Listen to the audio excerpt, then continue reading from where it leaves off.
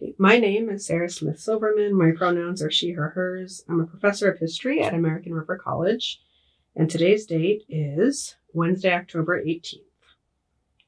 So let's start off by establishing the basics. What's your full name? What are your pronouns? And what's your date of birth? So my full name is Krystal Kwong. Well, my middle name's Anne. Sorry. Pronouns, they, them, she, her. I mean, depending where I'm at. She, her, we'll add that there. And then birthday, March 26, 1985. So tell me a little about yourself. What are your interests and hobbies? What do you like to do? Let's see. Oh, man. So when I moved to Sacramento in 2019, I had to find another way to build community here, just because I was so unfamiliar with the area. So a couple years ago, I found some random cats in a storm drain and thought maybe I could catch them and TNR them. And I started getting into like caring for animals. So I've built up a passion for taking care of animals. I volunteer a lot at a local animal sanctuary and help rescue different animals around the county when I can, mostly rabbits. When I'm not busy with that, sometimes I knit. It's like a good fidget activity to do, and I feel productive with it. I'm a big foodie, so I travel a lot for work, and so I like to try different food when I travel. And then because I get to try the different foods, sometimes I cook and bake at home a lot. So apparently I needed another project, and I'm working on getting a food cottage license so I could sometimes sell the food. Oh, is a food cottage license? Is that where you sell food out of your home? Yes. So it means you prep and prepare the food in your home, and then you can legally sell it like at markets or farmers markets. And in this case, when I go to the animal rescue, like fundraising events, they could legally sell the food, or I could be there with them and sell the food. So my goal is to get the license, donate the food to the sanctuary in my time, and let them sell the food to raise funds. Because I'm not in it for the money. Any particular kind of food that you like to cook? With how I grew up and everything, I definitely lean towards Asian foods. My grandmother didn't speak English, or both my grandmothers did not speak English. So I never got to learn how to cook from them, not verbally, like visually they might try to show me, but I never really got to learn. And so since as an adult, just trying to reconnect to my culture and my heritage, I've tried really hard to learn how to cook different Asian food, specifically Chinese food. But when I travel, I like to focus like different communities, like where's the Asian food and is it any good? Because if I can find Asian food in some cities, it tells me Asian communities exist. And then I could feel maybe more comfortable in that community. But I do have a preference for different Asian foods. Recently, folks have told me that I have a sweet tooth, and I never agreed until they pointed out my social media is all desserts. And then I realized I do eat a lot of dessert items. Yeah. Okay, I don't know. This is probably not the most relevant question to be asking during the interview, but what's your favorite restaurant in Sacramento? Oh, well, the animal sanctuary I volunteer with, everyone there is vegan. And so it's a vegan sanctuary because the idea is we're rescuing farm animals most of the time. So some of my favorite restaurants are vegan. Pho Fresh in Rancho Cordova is one of my favorites. Not vegan. There's 2 patisseries in Sacramento, which is Estelle's and Ginger Elizabeth. So if you're looking for amazing pastries, those are my other favorites. I feel like there's another one, but those are the ones that come to mind. Yeah. Is there a vegan-friendly Chinese restaurant that you would recommend? Yes. Well, I want to say yes, but they closed. Oh. Vegan Deadly Sins closed. They closed. Oh, I heard about. Okay, they just closed recently. I'm sad. But no, I swear my friends tell me there's other Chinese, like there is one near Pocket. I just can't remember the name of it. Okay. Yeah, but I know it's near the Pocket neighborhood. Because I was just talking with my partner about how when we were in the Bay Area, we used to eat vegetarian Chinese food a lot. But since we moved to Sacramento, we haven't been at all. Yeah. And now I'm craving Chinese food. there's one I know of for sure, and it's near Pocket. I just don't remember the name. Also, like, depending on what you want, Journey to the Dumpling in South Sac or near Elk Grove, they also do some vegan dumplings, which is really nice.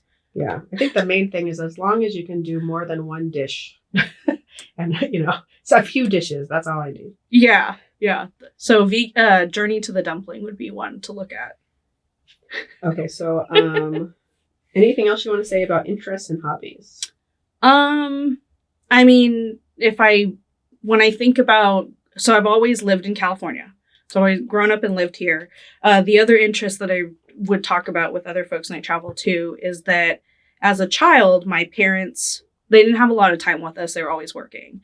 And so on the weekends, my dad would be like, how do I connect with the kids? And so he would take us anywhere that was free or super low cost, which were usually museums and historic landmarks. And so most of my childhood was riding historic trains and finding any historic landmarks related to Chinese American history. And so some of my favorite things to do are road trips around California. And I've hit up so many historic sites, and I honestly think I could do tours of Chinese American history in Northern California. But when I travel, I also I'm a little history nerd when I travel, and I'm always asking folks, like, what's the history of this space? And then I have to figure out what was the connection to Asian folks in these communities. Is there a Chinatown, and why does Chinatown no longer exist? So a little history nerd when it comes to that. Okay, I'll have to off camera ask you for a list. Okay. So where did you grow up, and where do you live now? So I grew up in the East Bay area, specifically the city of Martinez, which is like a medium-sized city, which is definitely more white suburbs. I mean, people think Bay Area, they think San Francisco, and they think super liberal, super progressive. But as you head further east, it gets super white suburbs. And so that's where I grew up. And between when you look at the East Bay, look at a map, I mean, there's Oakland, there's Caldecott Tunnel, and the rest of the East Bay. And only a few years ago, someone told me the nickname for Caldecott Tunnel was the Culture Shock Tunnel, because you went from a pretty diverse city like Oakland and Berkeley to super white suburbs just through a tunnel, which I really appreciated that, because my parents grew up in Oakland, but I grew up in the East Bay on the other side of the tunnel, in Martinez. And so when I would go visit elders in the family in Oakland, it felt so much different than being at home. So parts of the Bay Area. So I like to say I'm mostly East Bay because I hovered between multiple cities. But I live now here in Sacramento. I'm in a more northern part of Sacramento. And so my area feels far less diverse. It feels very back to white suburbs, but more working class neighborhood. And it's been a challenge to connect with folks where I live now, which is why I started taking classes at American River College, so that I could hopefully find like-minded folks, or at least folks with similar interests. How long have you been in Sacramento for? I moved to Sacramento in 2019, so we just hit 4 years recently. Did you move from Martinez, or were you living somewhere else? Before this, I lived in the southern part of the East Bay, so specifically Newark, and then San Lorenzo, Hayward, so this little section of the East Bay. And that area that we were in the East Bay was more heavily populated with Asian folks. And so I feel more connected or safer because there were more folks that looked like me or had similar interests. And what brought you to Sacramento, if you don't mind my asking? We couldn't afford to stay in the Bay. At the last house we lived at in the Bay, we were renting a big house with 5 other roommates. And it just wasn't affordable. And our lease had ended. My dad was very generous and helped us with the down payment on a house. But we could only afford to, Sacramento was the next big city to where I wasn't so far from them because they still live in Martinez. And so Sacramento was the next big city that I could still drive to them, but still potentially buy a house. And so my only regret was not exploring the neighborhood a little bit more, because I do feel kind of not permanently in this house, but kind of permanently in this house and nervous to move. But yeah, I don't love my immediate neighborhood now. So where do you currently attend college and what do you study? So I'm currently taking classes at American River College with a focus on social justice studies. I picked it because it was so aligned with my current day job. It's also just been a learning experience for me. There's a lot of things I didn't know until I started working where I work now, and the classes I've taken so far at American River College. And someday soon, I'm hoping that I'll have my bachelor's degree. My dad's been waiting forever for me to finish. And so I hope to transfer to Sac State, get a sociology degree, and say I did the things.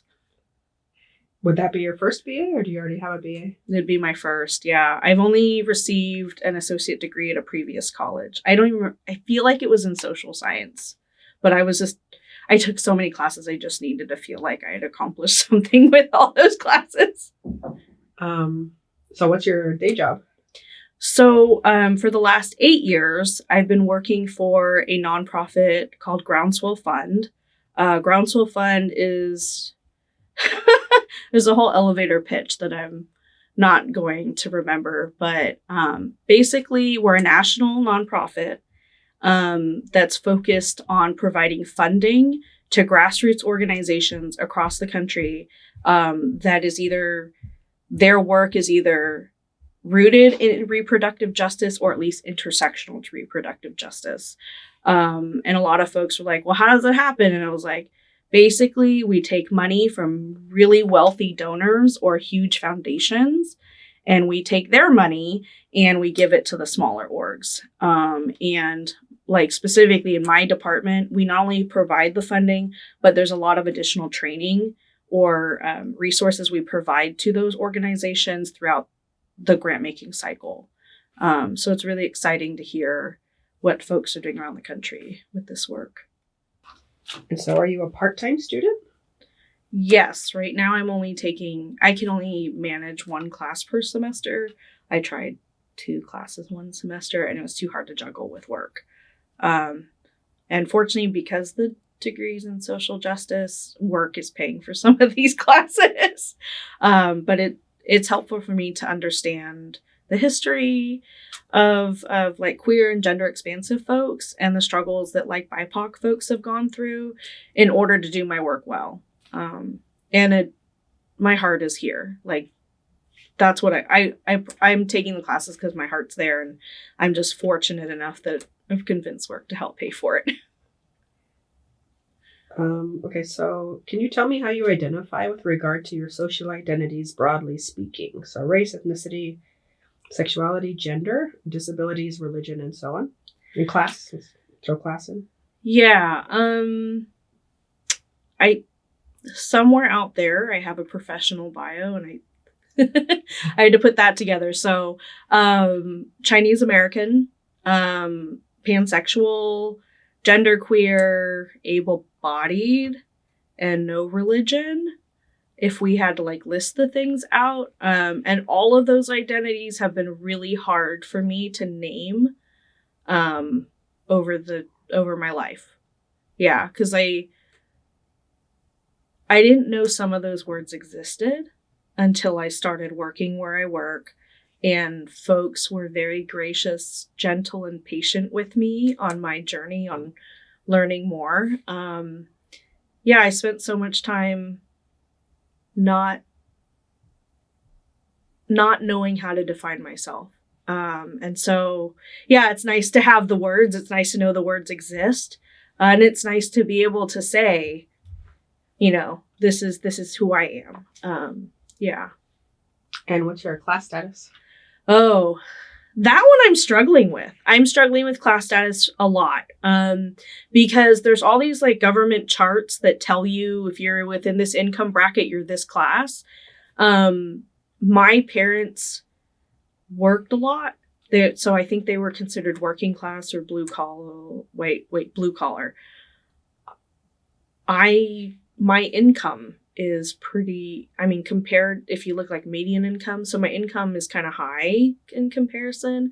So I always thought I was middle class. But when I look at the government charts and I look at my debt to income ratio, I think I'm more lower middle class, maybe even lower class. That's the part I'm the most confused about. But I also know I'm very fortunate that I own a house. There's a mortgage, but I own a house. I own a car. So I feel like I'm definitely not at the poverty level, but I've still struggled to figure out where I'm at in that class level. Class in America is not easy. Doesn't make it easy. The way we think about class doesn't make it easy for people to figure out their own class status. And I find that a lot of working class and low income students often will describe themselves as middle class, because there's this sort of, we're always talking about the middle class and everybody thinks they're a part of the middle class kind of.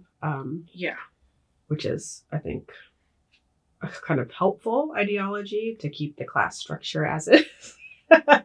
And more people think they're middle class, they think they're doing better than they are. Yeah, sometimes I walk into spaces and I'm like, oh, I can afford to pay for these services or pay for where I'm at, like the food or something.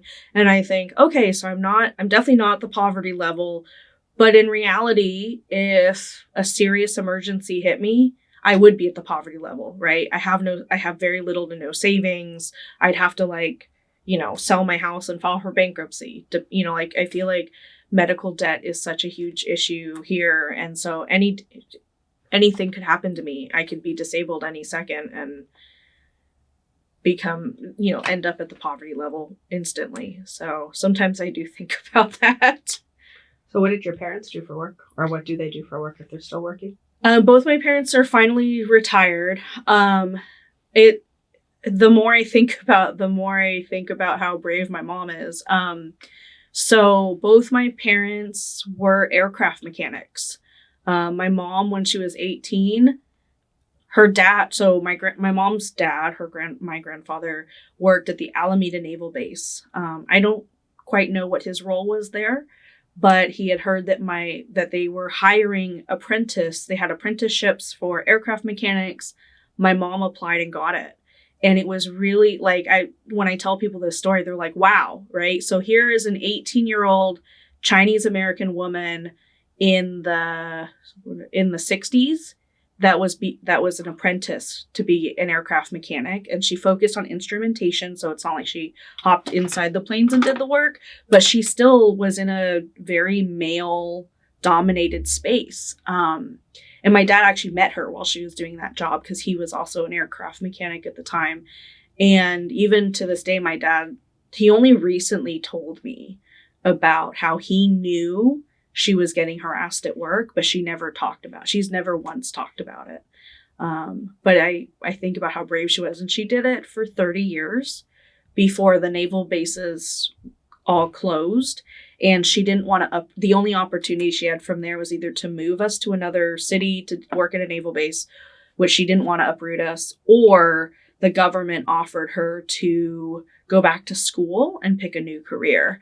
Unfortunately, her next career goal hasn't panned out for her. And I think she doesn't talk about it either, but I think she's really disappointed that she tried to switch to graphic design and it didn't really take off for her. And she doesn't talk about it. But my dad was an aircraft mechanic for 40 years and he retired from United just a couple years ago.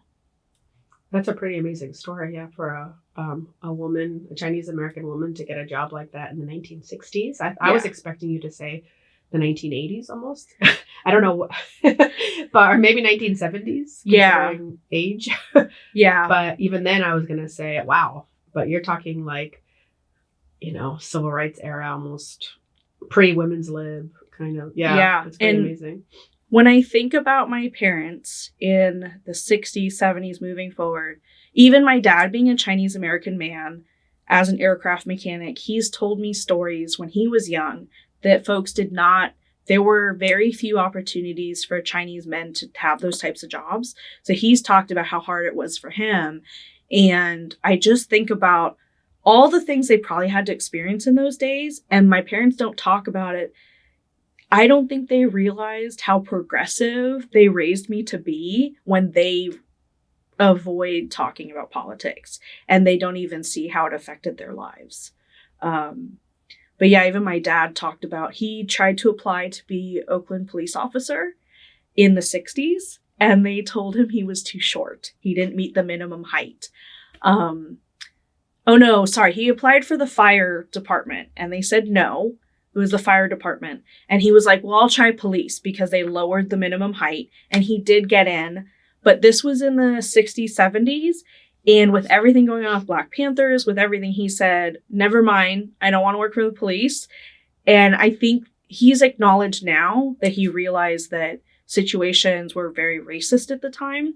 And he didn't feel safe to do that job. And now that he's like 70 something, he's grateful that he didn't move forward with that. Yeah, that would have been really intense for him. Yeah. To be in the police in the 1960s and 70s. Yeah, especially as like kind of a short Chinese man. Like he's not really short, but as far as like guys' heights, he's on the guys. I can't even imagine, especially like I don't remember what year Vincent Chin was killed, but like if my dad was an officer at that time, all of the chaos that would have happened. Or even if for some reason he was still a police officer a few years ago, it would have been as the pandemic was kicking up. Those like highly masculine, white dominated fields, those are the most racist. Yeah.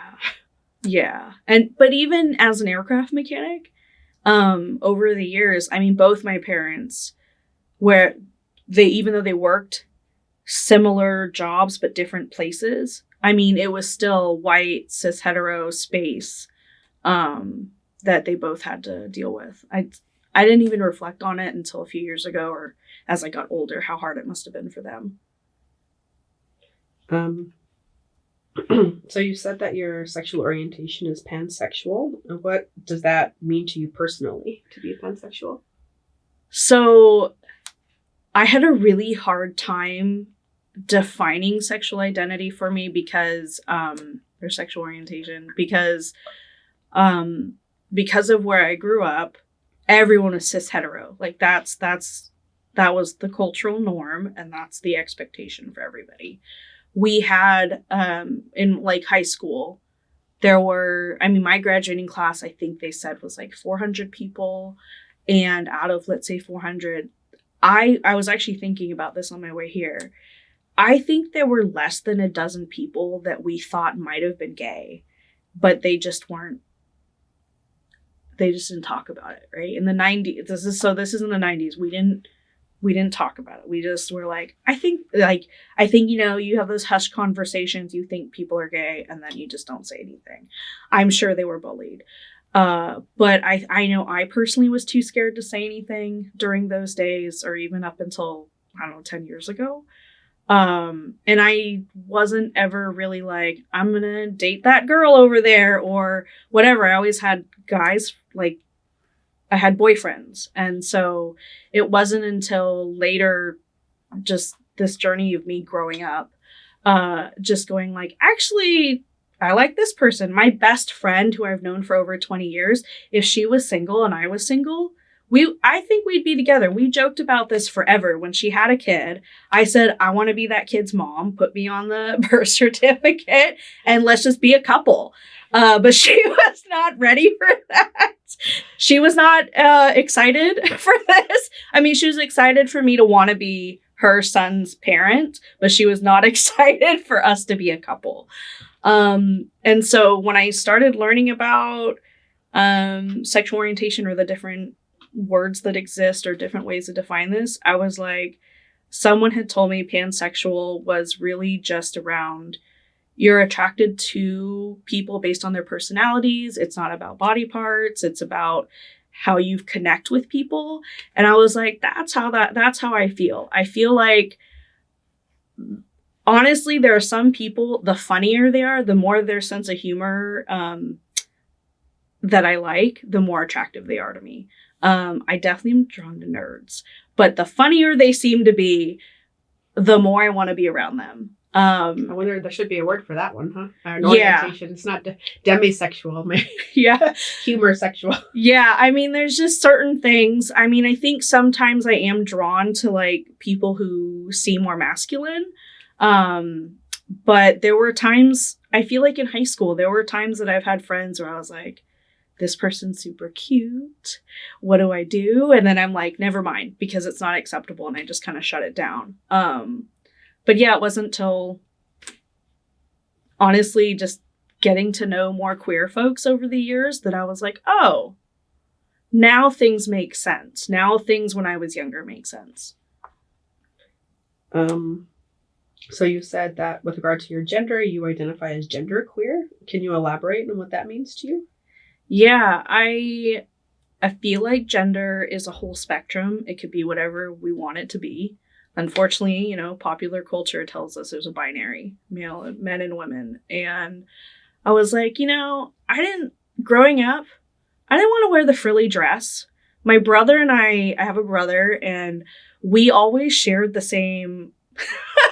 We're really close in age, so we were constantly we're only about a year apart, so we were constantly the same size for a while, and so we would just share the same comic book T-shirts. We'd share the same sweatpants, except he wouldn't want to wear the purple or pink ones.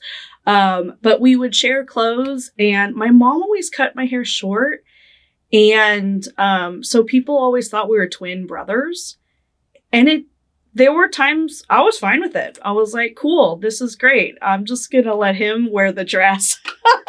Whether he wants to or not, they can assume that's the daughter. But then there were other times where I was like, oh, let me wear this feminine thing. And it just felt uncomfortable. Or sometimes it felt nice. And so I was like, I'm somewhere around this spectrum. I'm going to be wherever I want to be on this. And so that's where genderqueer felt more comfortable, because I'm just going to hover wherever I want to hover, and I'm going to sit wherever I want to sit. Like, there were years I wanted long hair because everyone said that was like what girls do. And I was like, sure, okay, let's have long hair. But I hate having long hair. This is a real pain in the butt to brush. And it's really thick. And honestly, there were a lot of shorter haircuts. So I was like, why can't I do that? And I realized I just felt a lot of other outside voices saying girls don't have short hair. They don't shave their heads. And I was, why can't I do that? Like only just recently we've started shaving under the hair here. And maybe next time I'll shave both sides and have a faux hawk. My goal is eventually a faux hawk. I have to work up to it because I've never had my hair this short. So what do you think for you? I mean, have you thought about the identity of being non-binary, and how do you think that differs from being genderqueer? Or maybe it doesn't differ. Yeah, I think about that sometimes with non-binary. And I have friends who are, and I honestly, I think sometimes when I say genderqueer, it's also to make people think more around what it is to be around gender and also being queer. And so I feel like at least then I can have a more in-depth conversation with folks and explain it a little bit more. But I feel like because I say that my sexual orientation is pansexual, that's where my gender and sexual identities kind of mesh together, and that's where I ended up with genderqueer.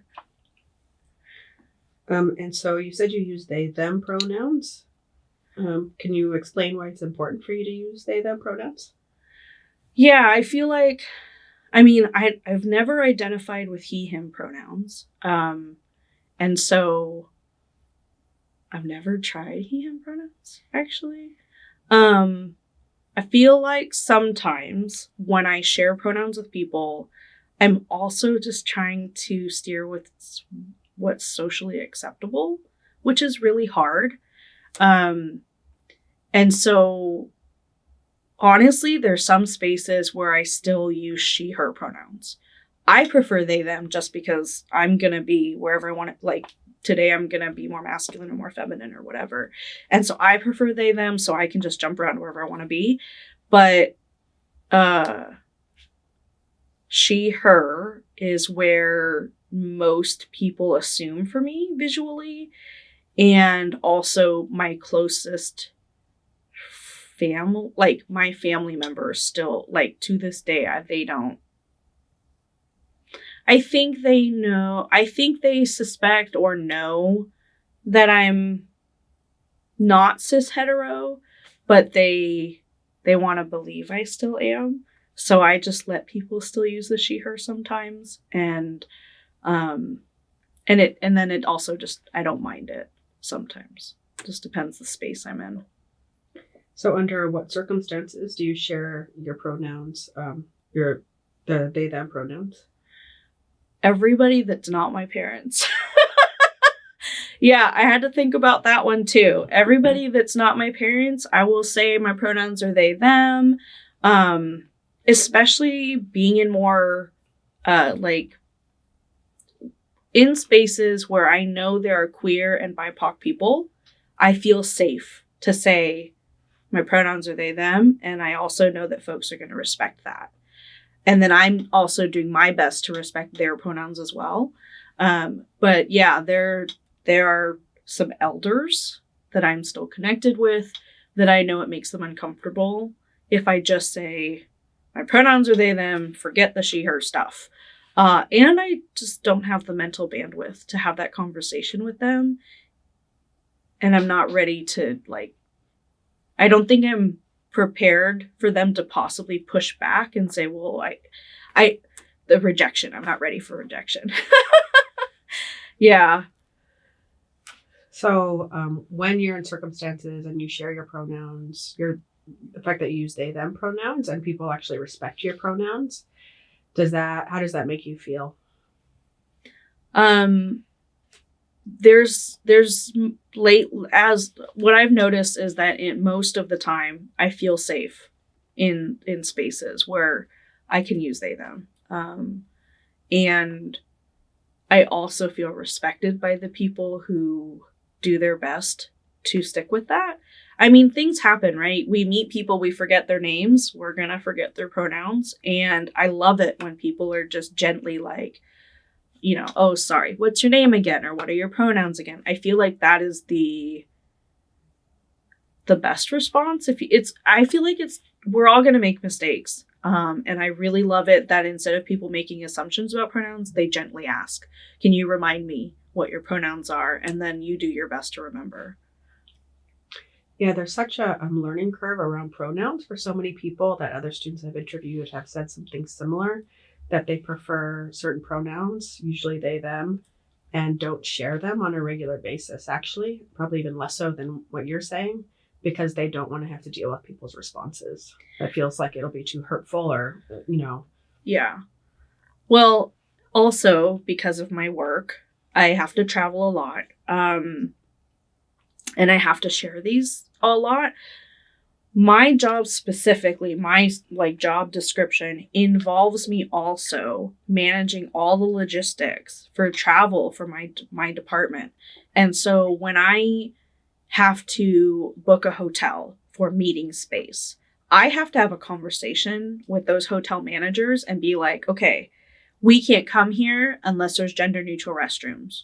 Are you giving us gender neutral restrooms? If they tell me no, I say bye. I'm going somewhere else. If they say yes, then we have a conversation. Okay, this is why we need gender neutral restrooms. We have, trans and gender expansive people joining us. We have queer folks joining us. We want them to feel safe. And the first step your hotel can do is to make sure we have gender neutral restrooms near our meeting room. You can't give me a room, a room on a separate floor. It's got to be the restroom near where we're meeting. And so if your signs aren't already set up that way, totally fine. I travel with my own signs. I just need to make sure that I get to put my signs up. And then there's this whole continued conversation with hotel staff around respecting pronouns and why it's important to us. And so I've had some hotels where I had one hotel in particular, I was really excited. the manager was super excited to have us there. And she was like, I'm going to talk to staff. And I said, great, I'm going to give you this great little infographic around gender neutral language that you can share with staff so they can practice. And I said, you know what? Because you're so excited, I'm sending you pronoun pins. And so I sent them a box full of pronoun pins for all the staff to wear. And their staff were fantastic. But I have to have these conversations with people when we travel. And I have to be ready to explain pronouns and why they're important. So for me, they can be really hard conversations, but I've had a little practice. I'm not wearing any, but when we do have our meetings, I always have name tags with pronouns. So every name tag we do for work, there has to be a place to either write in your own pronouns or we print the name tags with pronouns on them. I like to wear pronoun pins just to help folks avoid an awkward conversation. Like, so folks don't have to come up to me like, so what are your pronouns again? I'll be like, there's a pin. As long as you can read that, you'll just know and you won't feel awkward. Well, it sounds like, what is it called? Groundswell? Yeah. It's a model organization for how maybe the Los Rios district should approach respecting or understanding the importance of gender pronouns and, how to use gender neutral language, that sort of thing. Yeah, we've definitely been expanding our work here, or how we interact in like new cities too. Yeah. So can you talk some more about your coming out experience? What was the process like of figuring out your identities? I know you said it was a process, and yeah, so what was that like? It's still a process. So I don't think I've thought about this too, because I have friends who've been out much longer than I have. And based on what they've shared, I feel like they would say I'm a baby queer, where I've only identified this way for a little amount of time versus like some people who've been out for like 30 plus years. And so I'm still figuring out what that means. My close friends know how I identify now. And it was just like I learned this thing at work and it was amazing. I'm going to tell you about it so you can learn with me. And they'll be like, oh, okay, great. And I was like, yeah. So when I learned the things, I realized I'm genderqueer and pan. And they were like, oh, okay, that makes sense. Or can you tell me more about what that means? Because I don't understand. But my closest friends, like, they totally get it. Even my partner he got it. Honestly, I didn't identify this way when we first met. So he's also had to learn with me. And he's like, sure, okay. Because he's like, you're still the same person. I'm the only people I'm not out to are my parents, just because I'm not comfortable having the conversation. I don't think they'd reject me, but I don't think they'd understand either. I think my mom is one of those people who, like, you can say a ton of words to her. She may not understand what they mean, but she still loves you. And so I think that's how that would go. And my dad would just be totally confused. I think I'm close with my dad. I can say all the words. He'll go, I love you. I don't understand any of it. And I'm probably not going to repeat any of those words ever again. And I'm pretty sure he also just wouldn't go out telling people, oh, my daughter's queer. Like, I don't see him doing that, but I also see him just being confused. Yeah. So when did you figure out that you're pansexual and genderqueer? Honestly, like the first year I started working at Groundswell, because that's where I had the most education, the most time learning around social justice issues has been with Groundswell. It's been such a learning experience for me. All my coworkers, like, I would have questions and they would very gently either provide me the resources to learn on my own or share a little bit of their journey so they could understand better. And so, yeah, it's been interesting going into Groundswell, being super confused about things, and then having my coworkers just gently helping me get those answers. And so, yeah, I think before Groundswell, I didn't really understand what cisgender and heterosexual, like, I think I didn't understand cisgender. I get it now. I didn't before. And then I also, heterosexual, I just figured everyone was that way. Like, you're either gay or you're heterosexual.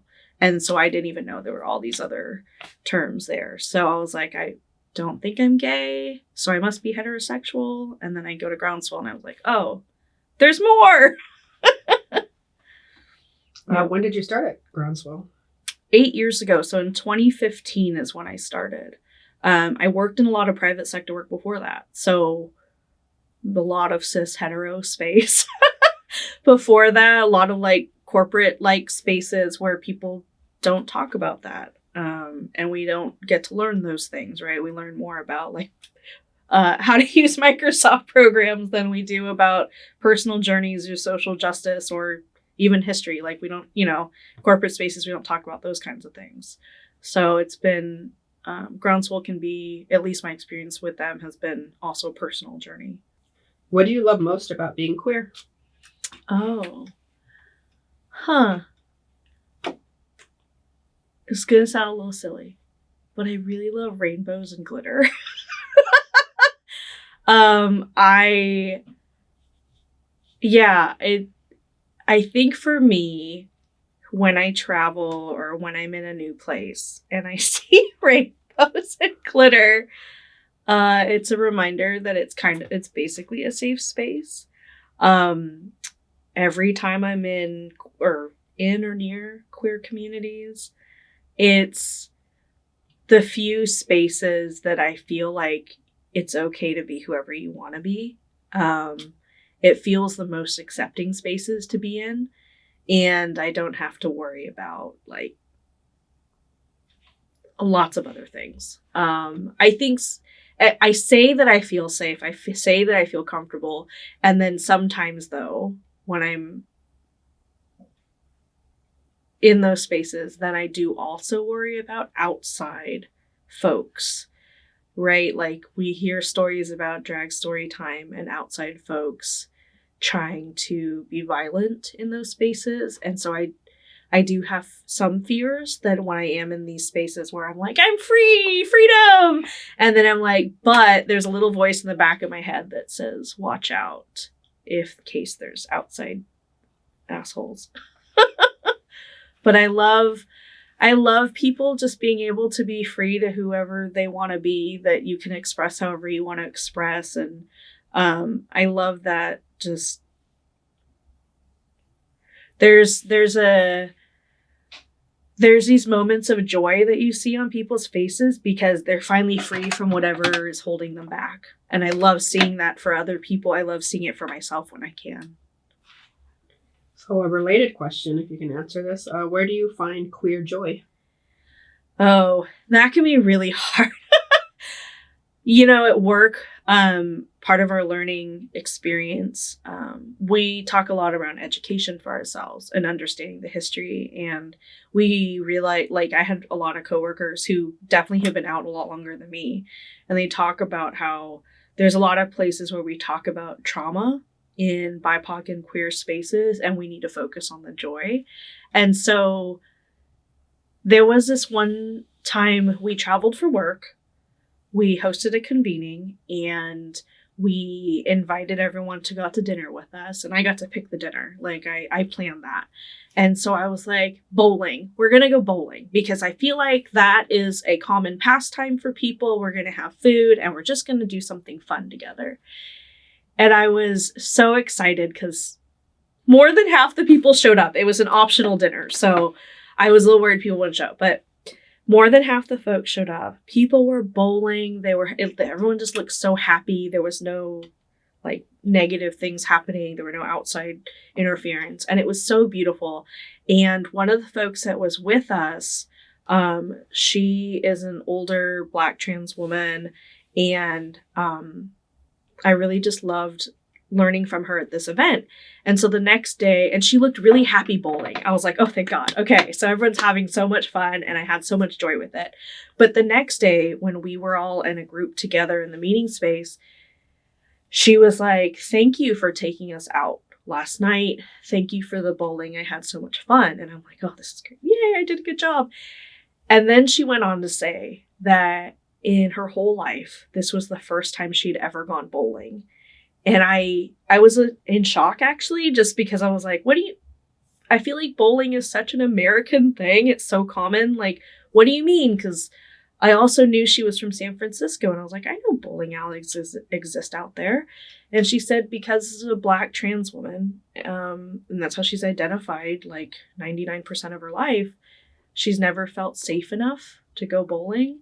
And she went on to say how like she often doesn't leave her house alone because it's not safe for her. And so I had a moment of just, I was really happy that I made that safe space for her and she could share that joy and have that fun without feeling unsafe. So for me, like little moments like that, when I go out with people that I know are queer, gender expansive, I'm constantly like, what are things we can do together that feel safe but also fun? And so there are times where I can make those available to folks, or like plan those things to happen for people. And I can see joy from people that way. I also really try really hard to show up at certain events. Like this was my first year going to Sacramento Pride, and it was so much fun. And my one of my friends' I say little sister because she's younger, but she's really 21, and she had never been to a Pride event her whole life. And so I said, come with me to Sac Pride. She's like, yes. So we went, and she, as far as I know, she identifies as cis and hetero, but she showed up to that space and she couldn't stop smiling. She couldn't stop talking about how beautiful everyone was, how much fun she had. And I just love that, like, it was so accepting there, and that all the booths there except for 2 were fantastic. I don't know why there was a Republican booth there. It was really upsetting. But everyone looked so free and happy, and I could be there and just be whoever I wanted to be at that moment. And that's what I really love. So yeah, there's times when I do try to show up to queer spaces or events that says it's for queer folks. And I love seeing how safe folks can feel in a space when there's so many unsafe spaces that we exist in. And what do you find most challenging about being queer? Wait 1 second. Let me get that over with. Because I keep using the word safe. I think it's hard to find those safe spaces, right? I think I feel fortunate enough to live in a city where a queer community exists, right? That I can go to downtown Sacramento, I can look for a rainbow flag, and I can know that, okay, in general, I'm okay here because either queer people live here or allies live here, or, these businesses are allies. But there are places I travel to where it's really hard. I was just in Spokane, Washington.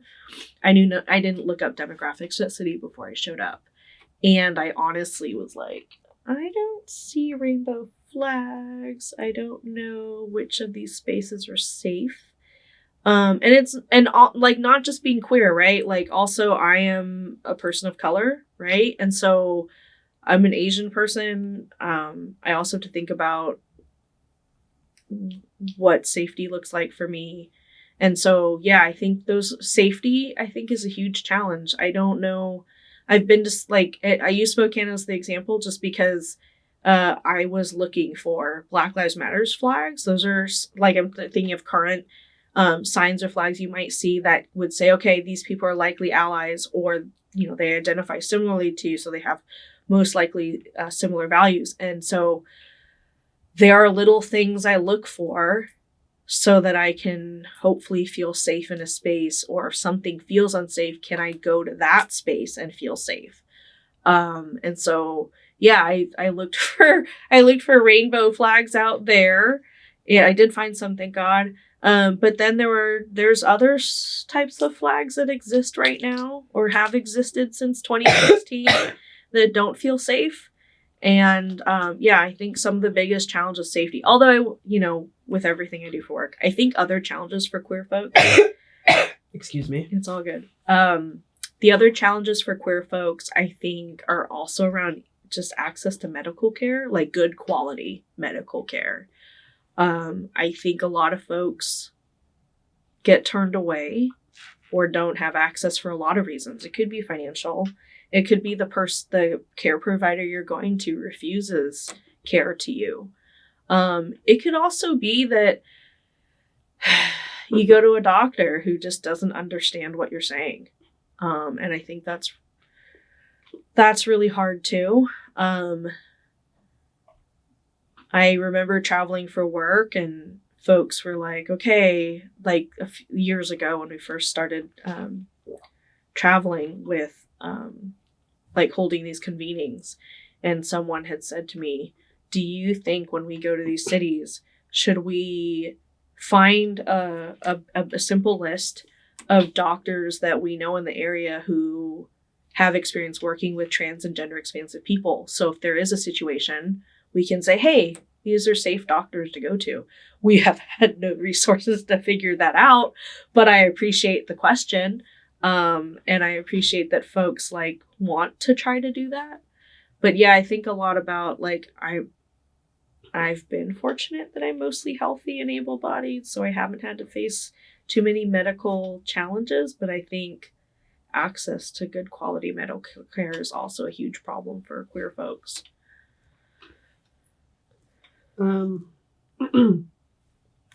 So anything else you want to say about that before the next question, which has to do with religion? No, I don't think I have anything else to add. Okay. Yeah.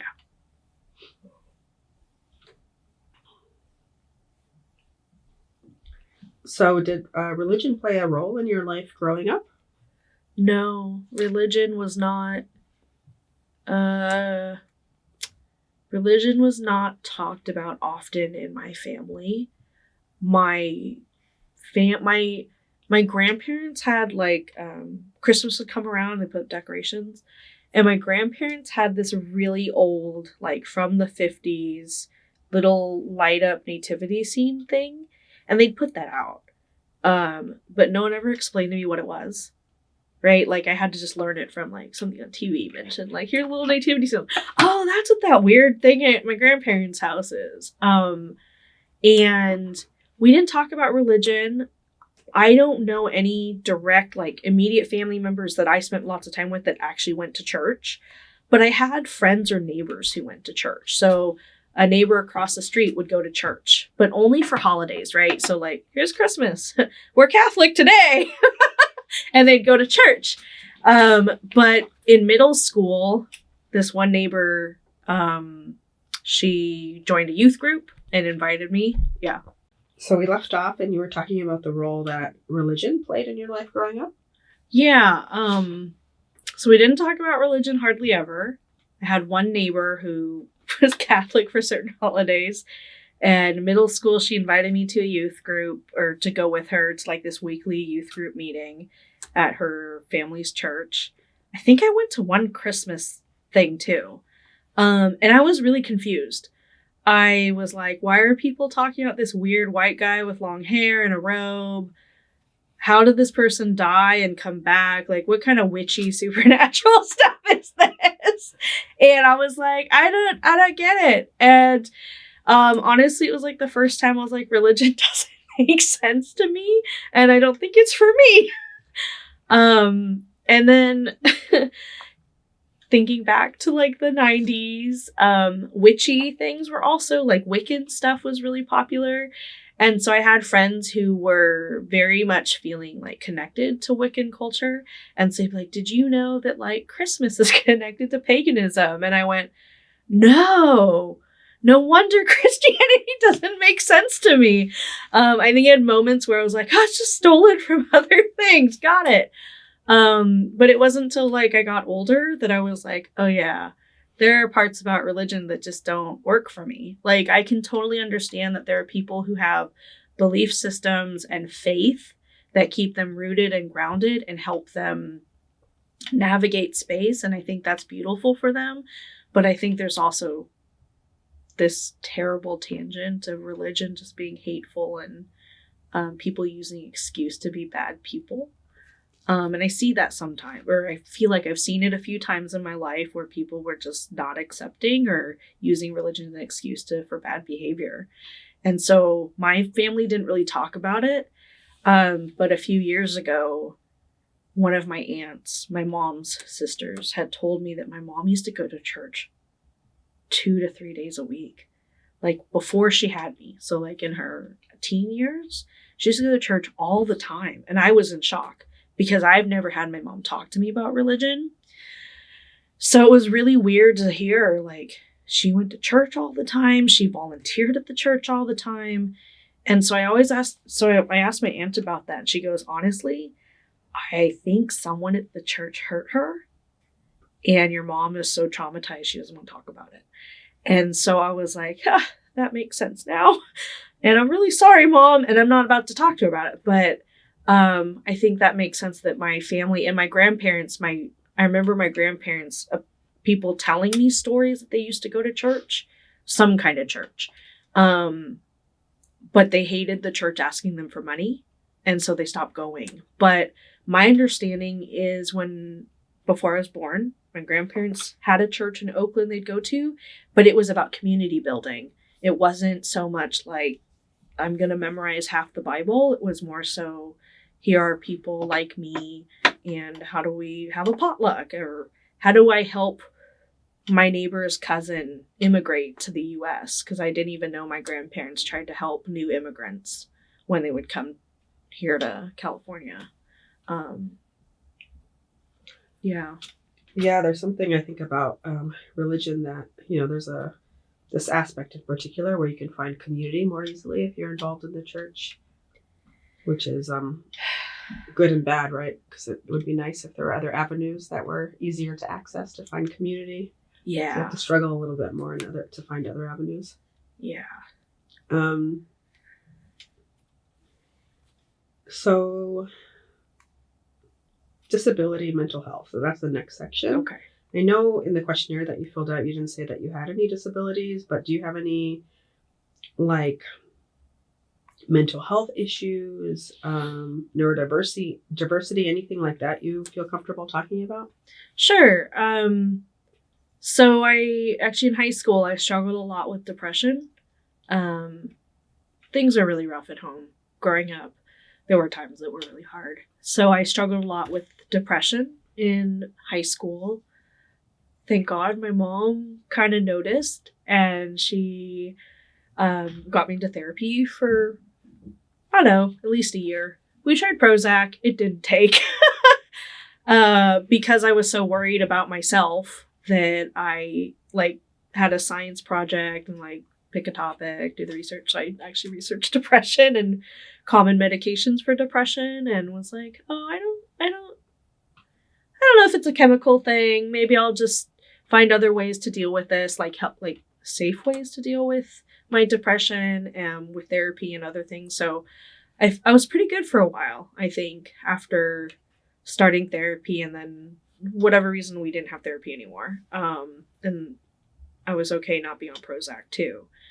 But I spent a lot of time how do I process situations? There's a lot of self-learning for me. How do I handle stressful situations?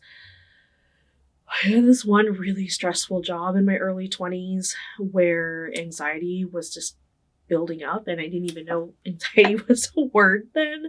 I had a really bad panic attack, and I didn't understand what was happening to me, and I called 911. I took an ambulance ride. Basically, I was hyperventilating to the point where I wasn't getting any oxygen, and my body had stopped. I couldn't move. I couldn't control my body, so I was driving. So I had to pull over. My friend was on the phone with me. I said, hey, I can't move. I can't move my hands. I can't move my legs. Please call 911. She goes, where are you? And I was like, I don't even know. How are you going to call 911? Anyways, I'm in the ambulance ride, and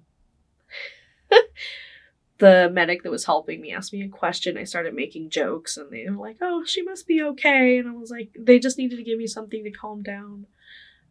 So then after they were like, you have really bad anxiety, I was like, well, how do I deal with that? Because my parents, looking back, my parents definitely struggled with mental health issues and just never talked about it. So I've always had to figure these things out on my own, and I've never been afraid to ask for therapy.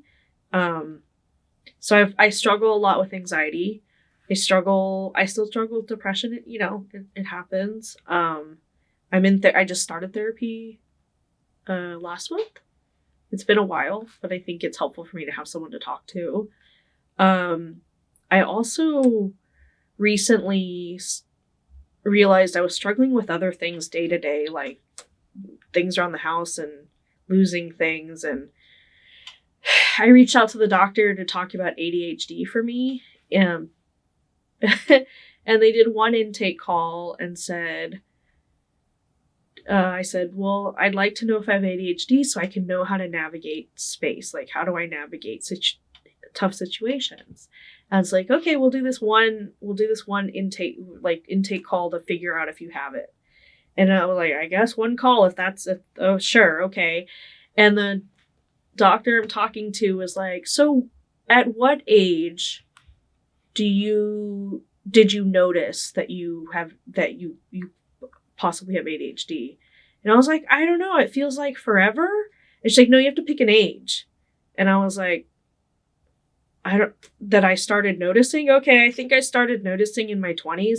Oh, then you don't have it because you would have had it your whole life. And I was like, I don't think I would have noticed I have it at 5 years old. Like, I don't think I was a 5-year-old going, oh, I have ADHD. Someone come help me. And she was like, yeah, and there's nothing in your paperwork that says you've been struggling with blah, blah, blah, blah, so you must not have it. And I was like, that's not right. And now that I started therapy, the therapist even said, like, ADHD looks different in girls than it does boys. And people just probably didn't even pay attention that you were showing signs. And I'm like, oh, so now I'm on this journey to figure out if this is something I've been struggling with forever. And how do I navigate those tough situations? Yeah. Yeah, it's really difficult because how are you supposed to see the signs of ADHD when you're a kid, right? Because when you're becoming aware of the fact that you might have ADHD and it's something that you might have been struggling with for some time, how do you trace that back to your childhood? That's a real kind of like gatekeeping thing. It's like they caught you. You couldn't trace it back to being 5 years old. And so they're just like... I felt so gaslit in that conversation. And I also when they talk about ADHD for girls, I've been trying to learn more. But like as a kid, I would sit there, here's my homework, here's the TV. I thought it was totally normal that I would do 1 or 2 questions, the TV is on, and then I'd watch TV for 30 minutes or 10 minutes, and I'd go back to this next question for 5 minutes, and I'd watch TV. I thought that everyone did their homework that way.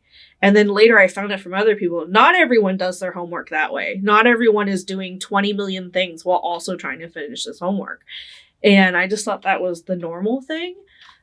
There's other stuff like I'm gonna go clean the dish. I'm gonna clean the dishes. I'm gonna do the laundry, and then where did I leave my phone? And I found my keys in the dryer. Like all these things, and I thought they were normal. And the doctor at the time didn't want to hear it, or I felt like she didn't want to hear what I had to say.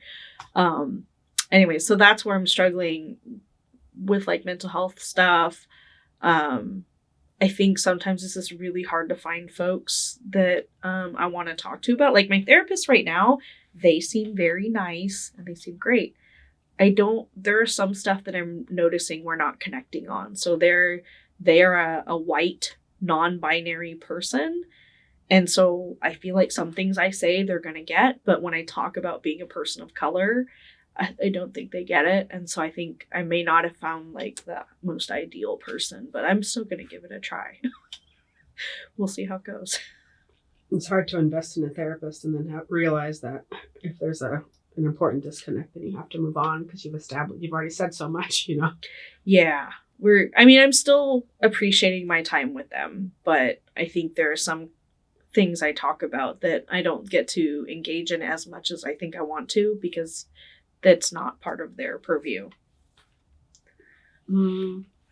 So how do you think your experiences with depression and anxiety and maybe even ADHD are shaped by your identities?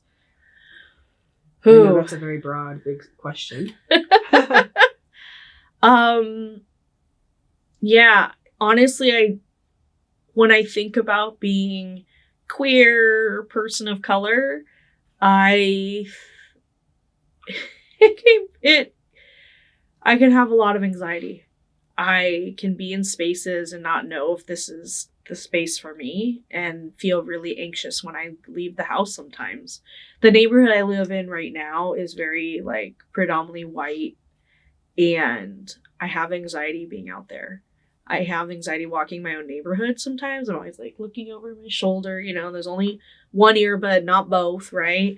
I have to be alert. And then that's also kind of depressing when I think about not feeling safe when I'm alone. I get anxiety when I am alone. I travel alone a lot, so that can also be kind of tough. It gets lonely too, I think. And so the times I feel most depressed is when I feel lonely or when I don't have folks around to connect with. I didn't realize how social I can be at times. Yeah, anxiety is still a struggle. How do you think you're, having being depressed sometimes, having anxiety and ADHD, how has that impacted you educationally? Oh,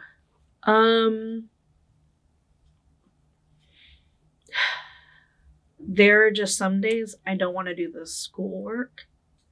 There are some days where I'm just like, is this the thing I want to be doing right now? So there are times where it's just really hard to get the schoolwork done.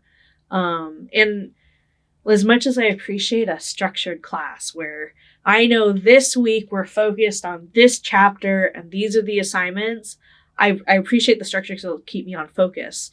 But then there's other times where I'm like, oh, that due date is just going to drive me absolutely nuts.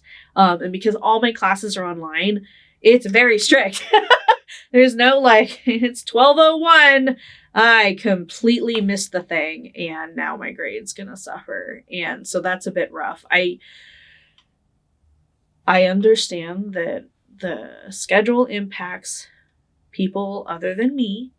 And I don't, there's times where I want to reach out to the professors and be like, I want to just say I'm really depressed and I can't do the thing.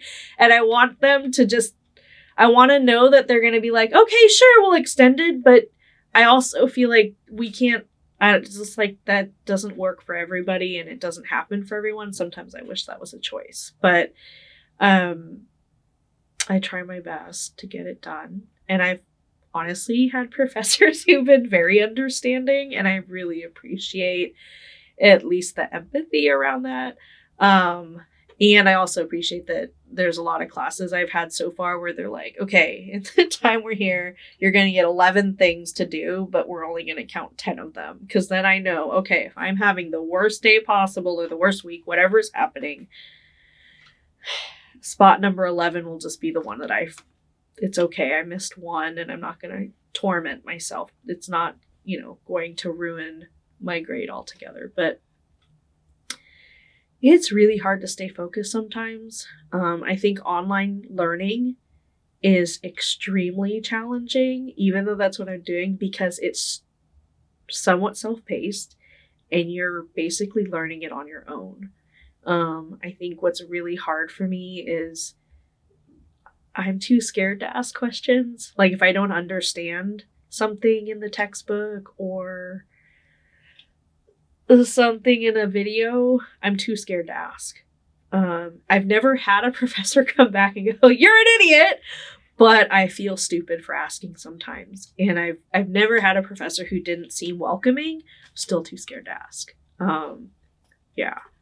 Why do you think that is, that you're too scared to ask? I think I'm scared that I'm either not going to get maybe the answer I get, I still won't understand. Or I'm just, I'm scared that someone's going to come back, give me this answer. I still won't understand it, and we'll have to go back 20 more times. And it's like I hate making phone calls. I really just hate having to ask for help sometimes too.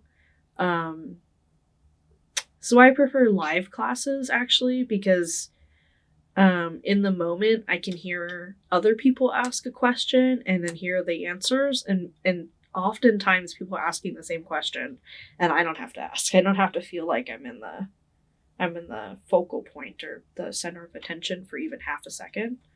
In a live class, you could also get a sense of, even if somebody doesn't ask a question, if people seem confused sometimes.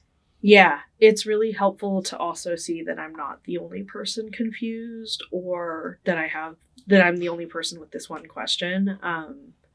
Or sometimes the teacher shares and then the other students share back and I'm like, oh, now it makes sense. So yeah, seeing feedback from other people, that interaction is super helpful for me. Self-paced learning, I've learned, is not good for me. Is there anything else you want to say on this topic? There are definitely more questions I can ask, but anything else you can think of about like how your anxiety, potentially having ADHD affects you, especially with regard to your education, and what do you think professors could do to accommodate their students? I've noticed structured classes where expectations are upfront have been the most helpful. So what I really wish could happen before I sign up for a class, before I even register for this class, before I pay for it, that I can see the syllabus, that I can see that this professor said, okay, for this class, week 1, this is the topic and this is the coursework expectation. If I could see that before I sign up for a class, would help me understand if I even have the bandwidth for the class. And so a lot of even this semester, there was like 4 classes where the description of the class was like, ooh, that sounds really exciting. But I also know I have a super busy schedule with work and I can only handle 1 class. And so I actually went on Rate My Professor website, right? And I pulled up the class and I see the names of the 4 potential professors I could do the coursework with. And I went on the review things like this professor, this class, and I said, okay. And I read all the reviews and I read of the folks sharing. In this class, we did like 10 essays and a project at the end. And I went, I don't have time for 10 essays. No, thank you. And then, another one will say, oh, the professor changes due dates all the time. And I went, no, I can't do that. I need to know the due dates. Or like another review saying, okay, there's a syllabus that says each week you do at least 1 discussion post, you read a chapter, you do a quiz. That's every single week that you're in the class. And I went, great. That is a structure that is consistent and one I can stick with and very clear to me. But it was just painful to have to navigate between multiple, basically web pages for me on this research to figure out if this class was a good fit. And people sharing like, oh yeah, this professor is very responsive to your questions, or there's a lot of extra material they give you in case you need help understanding. Like, I'm like, ooh, that's great, because sometimes I don't understand the things. And as long as it's not required reading, but it's just supplemental and helpful, that sounds amazing. So yeah, I think that's where it's really hard to decide which classes to take and which professors to take them with when I do these things. Because, yeah, there was one class where I think there were 4 professors that I was looking at, and each professor shared it according to the reviews. Each professor presented the classes differently, and I couldn't figure out, on the ARC website, how do I pick? So I have a question about, at least one question for now, about race and ethnicity. Yeah. And my questions are very big, so I'm trying to think. You mentioned that your grandparents didn't speak English, or Is that right? Or spoke My some grandmothers. English? Your grandmothers. So the grandmothers Okay. didn't speak English. My grandfathers were bilingual. Yeah.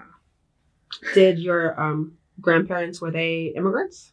Yeah, so on both sides, like my mom and dad's side, both sets of grandparents immigrated here when they were young. And they both so I know my mom's side or my dad's side, the grandparents there immigrated and came to California and stayed in Oakland the rest of their time. But on my mom's side, my grandparents, as far as I knew, for a long time, they were in Oakland for a good chunk of time. That's where they started having kids. And then they eventually moved to Walnut Creek when they had saved up enough money.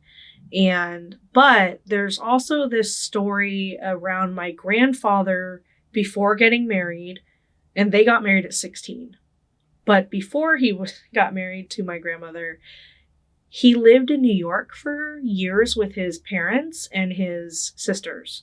So I don't know at what age he immigrated here, or maybe it was his father that immigrated here. I can't, and no one will give me a clear story if my grandfather was born here or like born in China and then they moved here young. But he spent a lot of time in New York when he was younger. And then on both sides of the family, both sets of grandparents were actually arranged marriages. So my grandfather, living in New York at some point, traveled to China to meet his wife or get married. And then the other grandparents born and got married in China. So you're third generation? Potentially. Yes. Yeah. I say third generation. I'm just going to assume both sets of grandparents. No. I keep getting confused with the third generation thing. Both grandparents immigrated here. My parents are born here, so second generation? I think you're third, because you'd be first generation if you were born abroad. You would be second generation if your parents were born abroad. So that means you're third generation if your grandparents were born abroad. Okay. Yeah. I feel like that's it. Yeah. But yeah. I'm just going to keep saying all the grandparents were born in China. Okay. Because my grandfather's story is so confusing, and most of the family doesn't have a clear, straight explanation for me. Yeah.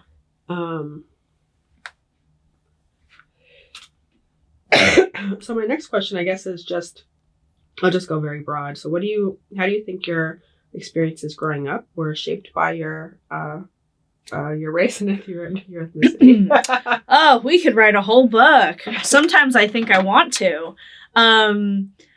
So okay. Both sets of grandparents immigrated here. Both sets of grandparents started in Oakland. And, my dad's side stayed in Oakland. My mom's side went to Walnut Creek. When my grandparents moved to Walnut Creek, that is when they uprooted their 6 daughters to Walnut Creek. They had to go through this culture shock tunnel, right? The Calicut tunnel, cross over to Walnut Creek. At this time, Walnut Creek was like starting to become a white suburb, right? This is the beginning of it turning into this. And so my grandparents had this wonderful community in Oakland and totally disconnected from it. And basically was in a very white community where they were the only Chinese people on the street. I think probably the only non-white people in that community. And so my grandparents were really forced to change their daily lives by this move. But it was smart because that house was worth a lot of money decades later. But it was really interesting for me because I grew up in the white suburbs. So like I got used to being in predominantly white spaces, and then sometimes coming to Oakland, being in Chinatown, being around other Asian people, specifically Chinese people, and being like, oh, it's so wonderful here. Here's all this delicious food. Here's all the things I never get to do when I'm at home. And then because my parents grew up here in the US, they also had this dynamic at home where At home, they spoke Toisan, which is the dialect of Chinese that both sides of my family speak or did speak. And so my parents had to navigate English outside home, Toisan at home, in home, right? And so when it came to my brother and I raising us, my mom insisted that we didn't learn Toisan, that we had to have perfect English. And it took me a while to realize what she was doing, right? This was her need for assimilation for us to be safe, right? So my mom always had a little bit of a lisp sometimes and this accent, right? This non-American accent. And so she grew up being teased about it. And so she always used to say stuff to my brother and myself like, your English is so good, you could be on TV. Your English is so good, you could have whatever job or whatever it is. And so she always had these narratives around our English had to be great, which it is. But like, I remember being in middle school, I was on a phone call, like kid stuff, right? I remember calling this boy and going, hey, my friend so-and-so has a crush on you. And he's like, oh, really? And I'm really just calling him like, do you have a crush on her too? And he was like, oh yeah, tell her I like her. And I was like, cool. And I was like, okay, well, I gotta go do this, and I somehow I said, because I'm Chinese. And he goes, oh, you're Chinese? And he goes, I couldn't tell by the sound of your voice. And he goes, don't you know that ching chong chang whatever bullshit he was saying? And I had a moment and I was like, how do I handle this? Right? I mean, my parents, the way they raised us in this white suburb, I feel like there were times we didn't really acknowledge how different we were from people. And so I knew racism existed. I knew, and my dad also reminded us, like we'd go to traveled historic sites and we knew that some people hated Chinese people over the years. And so this was a really weird turning point for me in middle school to have this phone call and face it directly, right? Like learning about it, reading about it, maybe watching something on TV, but having it directed at me was so uncomfortable and just like, I was in shock. And I was like, okay, I'm done, hung up the call. And I didn't know how to handle it. I didn't even talk to my parents about it because I just didn't know what to do. And in middle school is really when I started to notice how different I was from my other classmates, how different I was from the people in my neighborhood. Because the neighborhood, there was at the time, 4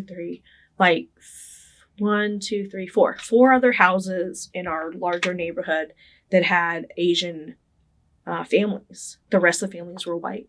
And so, I was like, oh, that's right. I never really connected with those neighbors. And then I go to middle school and I'm like, okay, I have to make new friends. It's a different school. And I was like, oh, those Asian kids, like we kind of look alike. Maybe they'll be my friends. No, I was shunned by the Asian kids.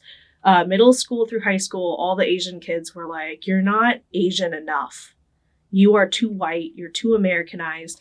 I heard that narrative even from my own family. It'd be Christmas, I'd be with my aunts and uncles, and they're like, which of the grandkids is Chinese enough? And I was like, what the fuck is that?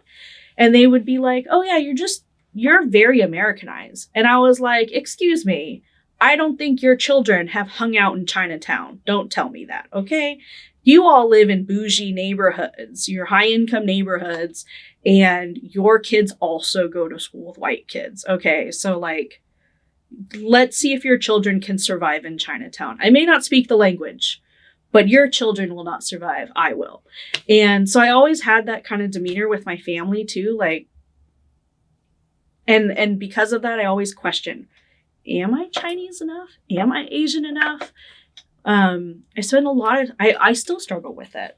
But I think at the same time, I want to be in more Asian communities. I feel this like need to connect with my culture. And it's been really hard. I had just so many folks over the years, just, you're not Asian enough. You're not Chinese enough. And then, how do I be more Chinese, right? Like, that was rough. And then we lived when I finally moved out of my parents and I was living on my own, and we moved to these communities that had way more Asian people. I was like, finally, my people. But at the same time, it was still hard to connect with people personally. I still feel very drawn to being in Asian communities, so I don't feel so alone. I don't feel so isolated. But I also, I have not had a lot of Asian friends over the years. There was a racial justice conference I went to last year, and there were some folks from this Asian-led foundation that I knew about, and they were like, come join us for drinks. And I was like, I don't drink, but I'm going to come anyways. And I had the best time ever. It was like one of those rare moments that, for me, that I actually connected with other Asian folks on a more personal level, because we had such similar stories. They were not the same at all, but they were so close that we could connect. We could go, yeah, we have had similar challenges. And it was really nice to share those moments with folks and not feel alone. But I am often in spaces where I realize I'm the only Asian person in the room, or other Asian people don't exist in these spaces. This Spokane, Washington trip was really interesting because I don't know if I really saw any Asian folks out there. And if I did, it was like one or two. And I was like, what am I doing here? And I do spend a lot of time when I travel also going like, where's the Chinese food? And is it any good? And are people going to be weird about this? I took a trip when I was a teenager to South Oregon, and my aunt was the florist for someone's wedding, but it was a Catholic Irish wedding. We were the only Asian family visiting this town. And so the people in this little town, they all assumed that we went to this Native American restaurant. So then they assumed we were Native American because we were eating there. And then someone was like, oh, no, they're not. And so there's one hotel in this whole town. The hotel is owned by an Indian family, like Asian Indian. And they were like, huh, they're staying at the hotel. They must be Indian. And we were like, no, that's not right either. And we go to a Chinese restaurant and they're like, oh, maybe they're Chinese. And we get in the restaurant. There's no one Chinese in the restaurant. The people cooking in the back aren't even Chinese. And so the food was so bad. I told my dad, you should go back there and teach him how to cook. And he's not even that great of a cook. But yeah, it was I have so many stories like that. But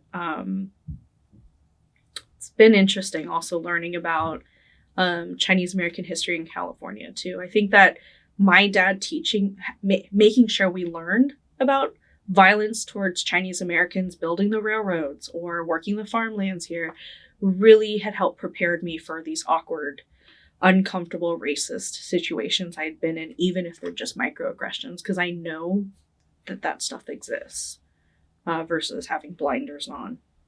Yeah. I'll stop there on that one.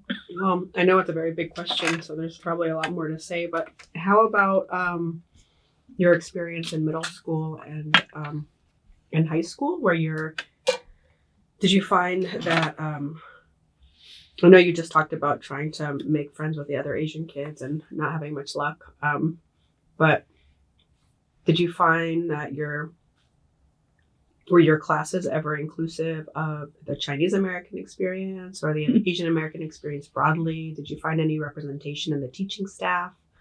Anything like that? Fifth grade, my fifth grade teacher was actually a young Japanese American woman. And I was like, oh my God, we have one Asian teacher in this whole school. And she happened to be my teacher. But we rarely talked about Japanese culture. She didn't really talk about it, right? She told folks that she was Japanese American, but that wasn't part of our learning with her.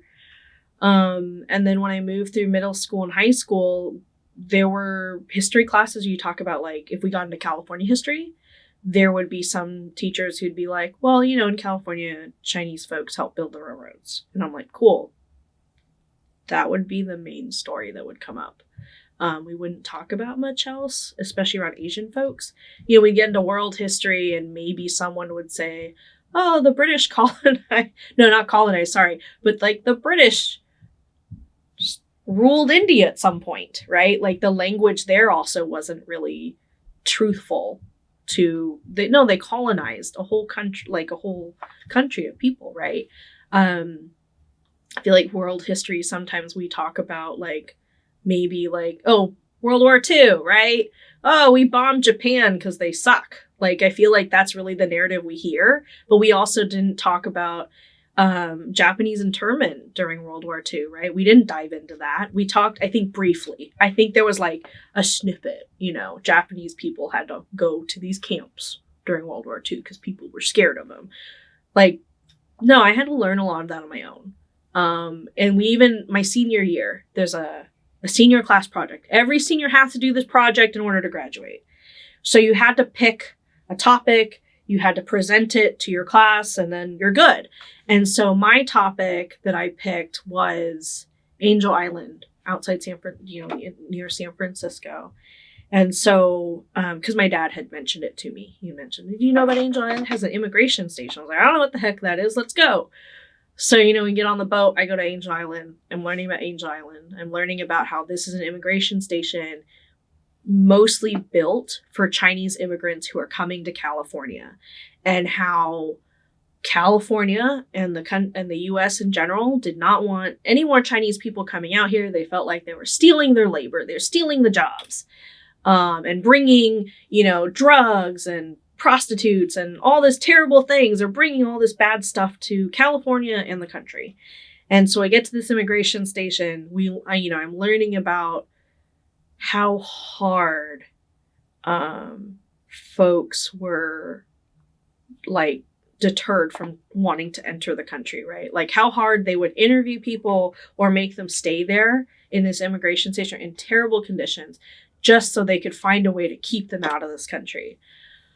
So I took all that information, took all this information I had learned there. I went back to school. I made a whole presentation about Angel Island, about the immigration station.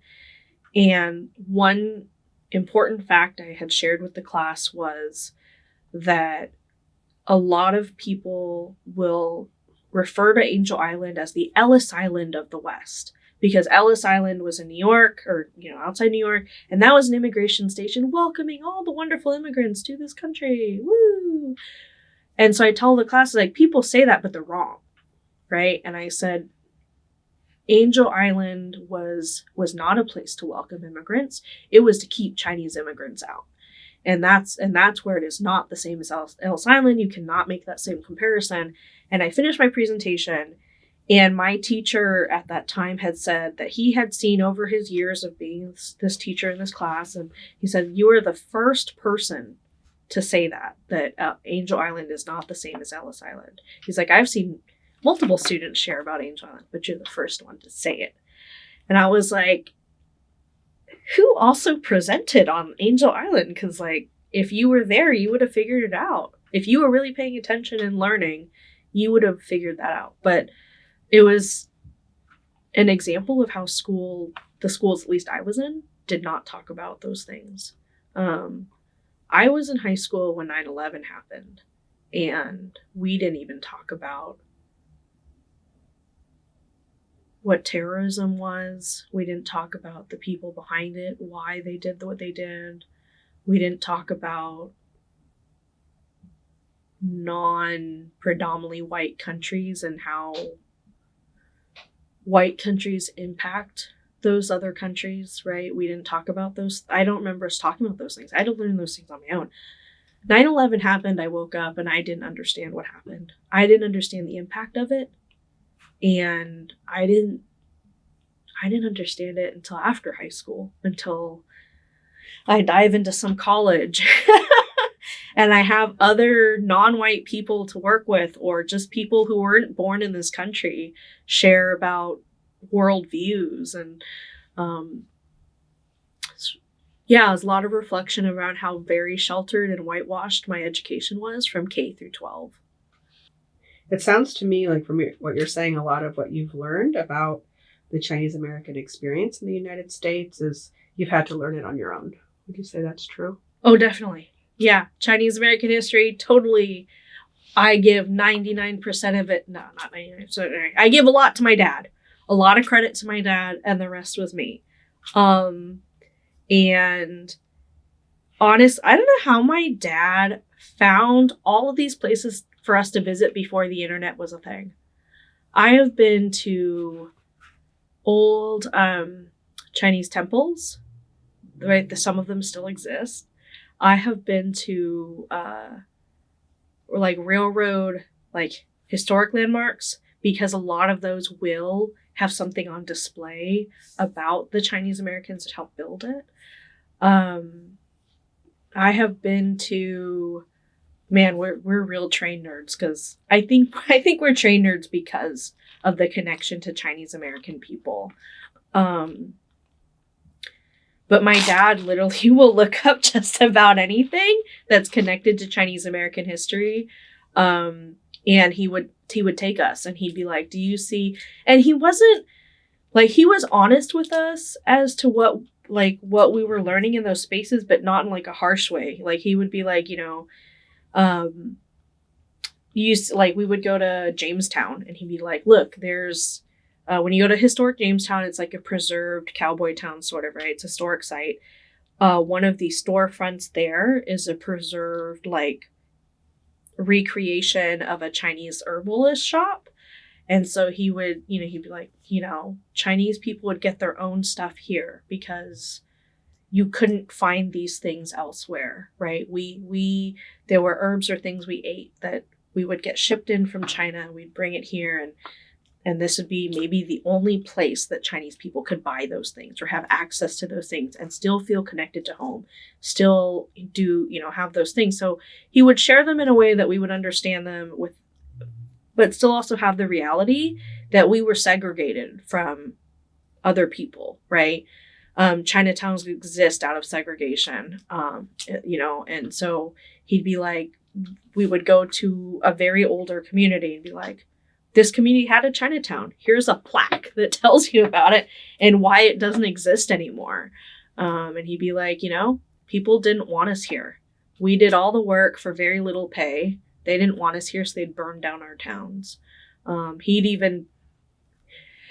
think as we got older, he'd be like, if they didn't burn down our towns, they lynched us. And so when people talk about lynching now, a lot of folks think about slavery, and they think about Black folks and all the terrible, horrific things that they had experienced and gone through. And my dad would be like, we did too. Not to that scale, not to the amount of time that they had to endure. But we also experienced, Chinese folks also experienced some pretty terrible things, and mostly on the West Coast, right? But I don't think my dad realized that as he's sharing those stories, that he was basically teaching us something intersectional to Black history as well. I don't think he realized he was doing that, but it sure did make it easier for me to want to learn more and want to hear these stories for other communities. So like now I want to hear more about Black history. We didn't talk about, at school, I didn't feel represented as a Chinese person, right? Other than people talking about like Bruce Lee and Joy Luck Club. Thanks, y'all. I love those. I love Bruce Lee and I love the Joy Luck Club. But like those were the examples people gave at the time. And even Black history was just because Martin Luther King Jr. had a day, right? He has a day. There's Black History Month came along later in my life. And so, it was a very tokenized conversation. We did the thing. Like, here's a checklist. Let's talk about, let's say, like 2 historic people. And oh, great. Now you know the things. Good job. Like talking about Latinx and Hispanic folks. That didn't come up hardly ever. I didn't know who Cesar Chavez was until college, until like 1 or 2 college classes. We didn't talk about it in school, which I find shocking because he's someone that was here in California. How did we not even cover this in California history? I didn't know about, there's just so many things that I've learned now that I didn't know K through 12, or even some college classes like, oh shoot, I'm trying to remember. Harvey Milk. Okay, here's someone who's not far from us. San Francisco, right? I had no idea who he was until there was a movie about him, because none of my classes ever talked about him, right? We never talked about, the only thing that we did know that existed was that there was like an area full of rainbows in San Francisco, right? There's a neighborhood full of gay people somewhere in San Francisco. And that's all we talked about. That was it. That was like the highlight reel, like gay people. Hey, there's some in San Francisco. Oh, there's a Chinatown in Oakland and San Francisco. That's all we know about Chinese people. Sometimes you find black folks in Oakland. Like that's basically it. Or like, well, honestly, where I grew up, black folks were like, you know, the criminals and the bad people. Or I didn't fully understand who the Black Panthers were until now. Like this later in my life. And actually a coworker that I had a few years ago, her parents were Black Panthers. I had to learn it from her. You know, I had to learn more about, like, because even my dad kind of has a negative view of Black Panthers. So I didn't understand what their movement was. I didn't understand what they're fighting for. And now I have so much respect. But that's all. Some of this is, a good chunk of this is self-learned. And there's some chunks I had to learn in college. But that's because I picked classes that focused on those topics. You know, I wasn't going to talk. I wish I could remember that there was a psychology class I had years ago where the professor was actually an immigrant from a country in Africa. And so he would talk about in his class what it was like for him to be an immigrant. And I was like, oh, would I have learned that if you were my professor? Like if I had a different one? And he also talked about what it was to be a Black man, like as an immigrant, right? What it was like to come to the US being a Black man from a place that was predominantly Black, right? And he even talked about his college experience where I couldn't imagine it, but he talked about the country he was from and going to college and how they didn't have housing the way we see it here. He had to basically build his own hut. He built a hut on his own, and he told us how he had to do that while he was a student, and that's how he was able to attend college. And I was like, I don't think anyone here in the U.S. has ever... I mean, I don't know. I mean, maybe now because... I mean, we hear about unhoused students all the time now, but I never grasped that someone had to build a hut to live in and then could also end up going to college. It was those are all things I had to wait till college to learn or wait till I met people to tell me these experiences. Yeah. Did you feel like, well, actually, let me ask this question. So how do you think being Chinese American has shaped your identity as queer and vice versa? Ooh.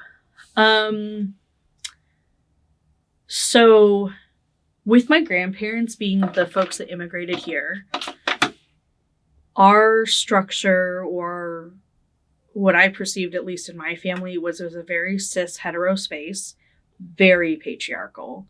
And right, the men are in charge.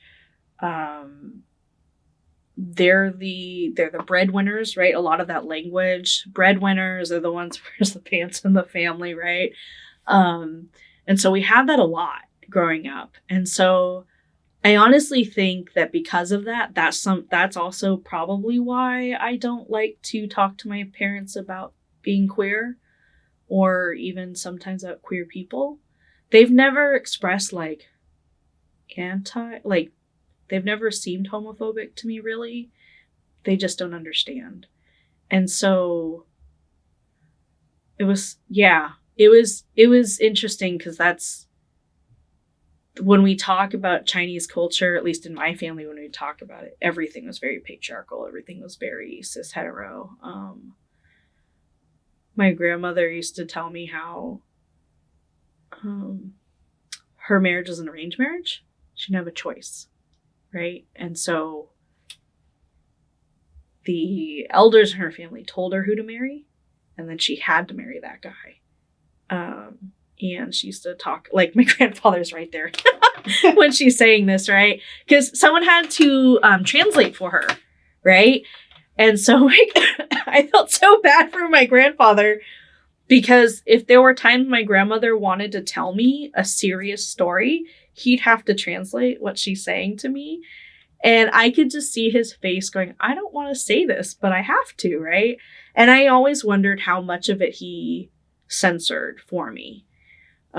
Because I'm story has it my grandmother's a very negative person. And so my grandmother used to try to tell me how in China, like, she's grateful to be in the US because in China, they lived in a very poor community. And there was a time where, like, the Japanese would come through the fields and shoot them. And so she would tell these stories about, this is why you don't want to go to China. This is why we should all be grateful to live here, because you don't have to, like, work any farms. You don't have to be shot at. But there was one time where my grandmother, I think she missed some family members back in China. And so when I was a teenager, both my grandparents actually took a trip back to China for about I want to say a month, but it was probably 2 weeks. They invited me to go and my mom said no. I regret not pushing harder, because my grandparents came back and was like, this is what China looked like. And these pictures. And she just talked about how poor they were in China and how comfortable they were here and how grateful we were supposed to be. I knew they sent money home, but I don't even know to this day how many family members are left in China. That, like, I don't know how to reconnect. And my family told me that our extended family is really, really big and that there used to be family reunions. I don't know if they still happen. I don't know how to find these people. I don't know how to connect with them. There are things about my culture that exist that many other people don't know exist, like family associations. I had a friend I have friends, most of my friends are white, and so they're like, oh, well, how did Chinese people do this? And I'd explain to them, they'd just be in shock. We had a few funerals, and there's, like, certain funeral traditions we do. When a friend of mine's grandmother passed away, she was like, oh, well, this is how we do funerals, because their family's white. And I was like, oh, we don't, Chinese people don't do that. We don't do them. And what was really hard was her, well, we're not Chinese, so we're not gonna listen to what you have to say. And I was like, okay, well, my culture tells me this is gonna be really bad for us. So, like, there are times where I'm like, my culture says we don't do this thing. I'm not going to do the thing with you. Or, like, if you're going to respect me, like, there's moments where I've had to tell folks, like, culturally, I don't do this thing. And I have to ask folks to respectfully, like, please don't do that yourself when you're with me. That's been a little hard because I have to explain it all. Versus if I was with other Chinese folks, they would just get it, right? I have to explain it. Yeah. Is there anything else you can think to say about how your experiences intersect as somebody who's both Chinese American and queer? Man, I feel like a lot of folks talk about how Asian folks are not queer, right? Like, Asian folks in general. When I learn about, like, queer history, I don't know if I can name a queer Asian person that was a leader in whatever the movement that moment was. I know her tip of my tongue, but I can name someone who was part of the civil rights movement, like an Asian person, right? but I'm going to mix up her name. I know she's Japanese American, and she was part of the civil rights movement. So like I can name her, but Krystal Boggs? No, I know her. Yeah, but there's she's Japanese. Oh, she wasn't Japanese. It's not Coochie something, but but like I remember here, and the only reason why I know about this particular Japanese woman was because I was in one of the. Oh, Yuri. Yes, Yuri. Thank you. The only reason why I know about her is because of the last couple of classes I've been taking. Some of these social justice classes, like she came up because my understanding is she's kind of in the background, right? You can see her in pictures during the civil rights movement holding signs and things, but people like from my understanding, she was okay being in the background. She said she didn't. I feel like there was a thing saying where she was proud to be part of the movement, but she also knew that like Black leaders needed to be the face of the movement, right? So she wasn't trying to be the face of it, but you see her in a lot of pictures. But Krystal Boggs is the other person that I didn't know about either until I started working at Groundswell, because I had a coworker. I said I needed to learn more about the civil rights movement, and I needed to learn more about social justice movements. They brought her up as a Asian person I should learn about. But as far as like intersectional with like queer folks, I don't really think I can name a historical figure, right? Like right now, because of my work, I can name organizations that have queer and gender expansive Asian leadership that are trying to support queer and gender expansive folks, like Asian folks around this country. I can name orgs that exist that are trying to help folks to be safe, to feel okay to come out. But I couldn't name a historical figure. And even the orgs that I do name, there's other people that don't know they exist either, but it helped me understand that queer Asian people exist. I honestly got the impression that some Asian cultures were too oppressive towards queer folks, that a lot of Asian folks are just too scared to come out. Yeah.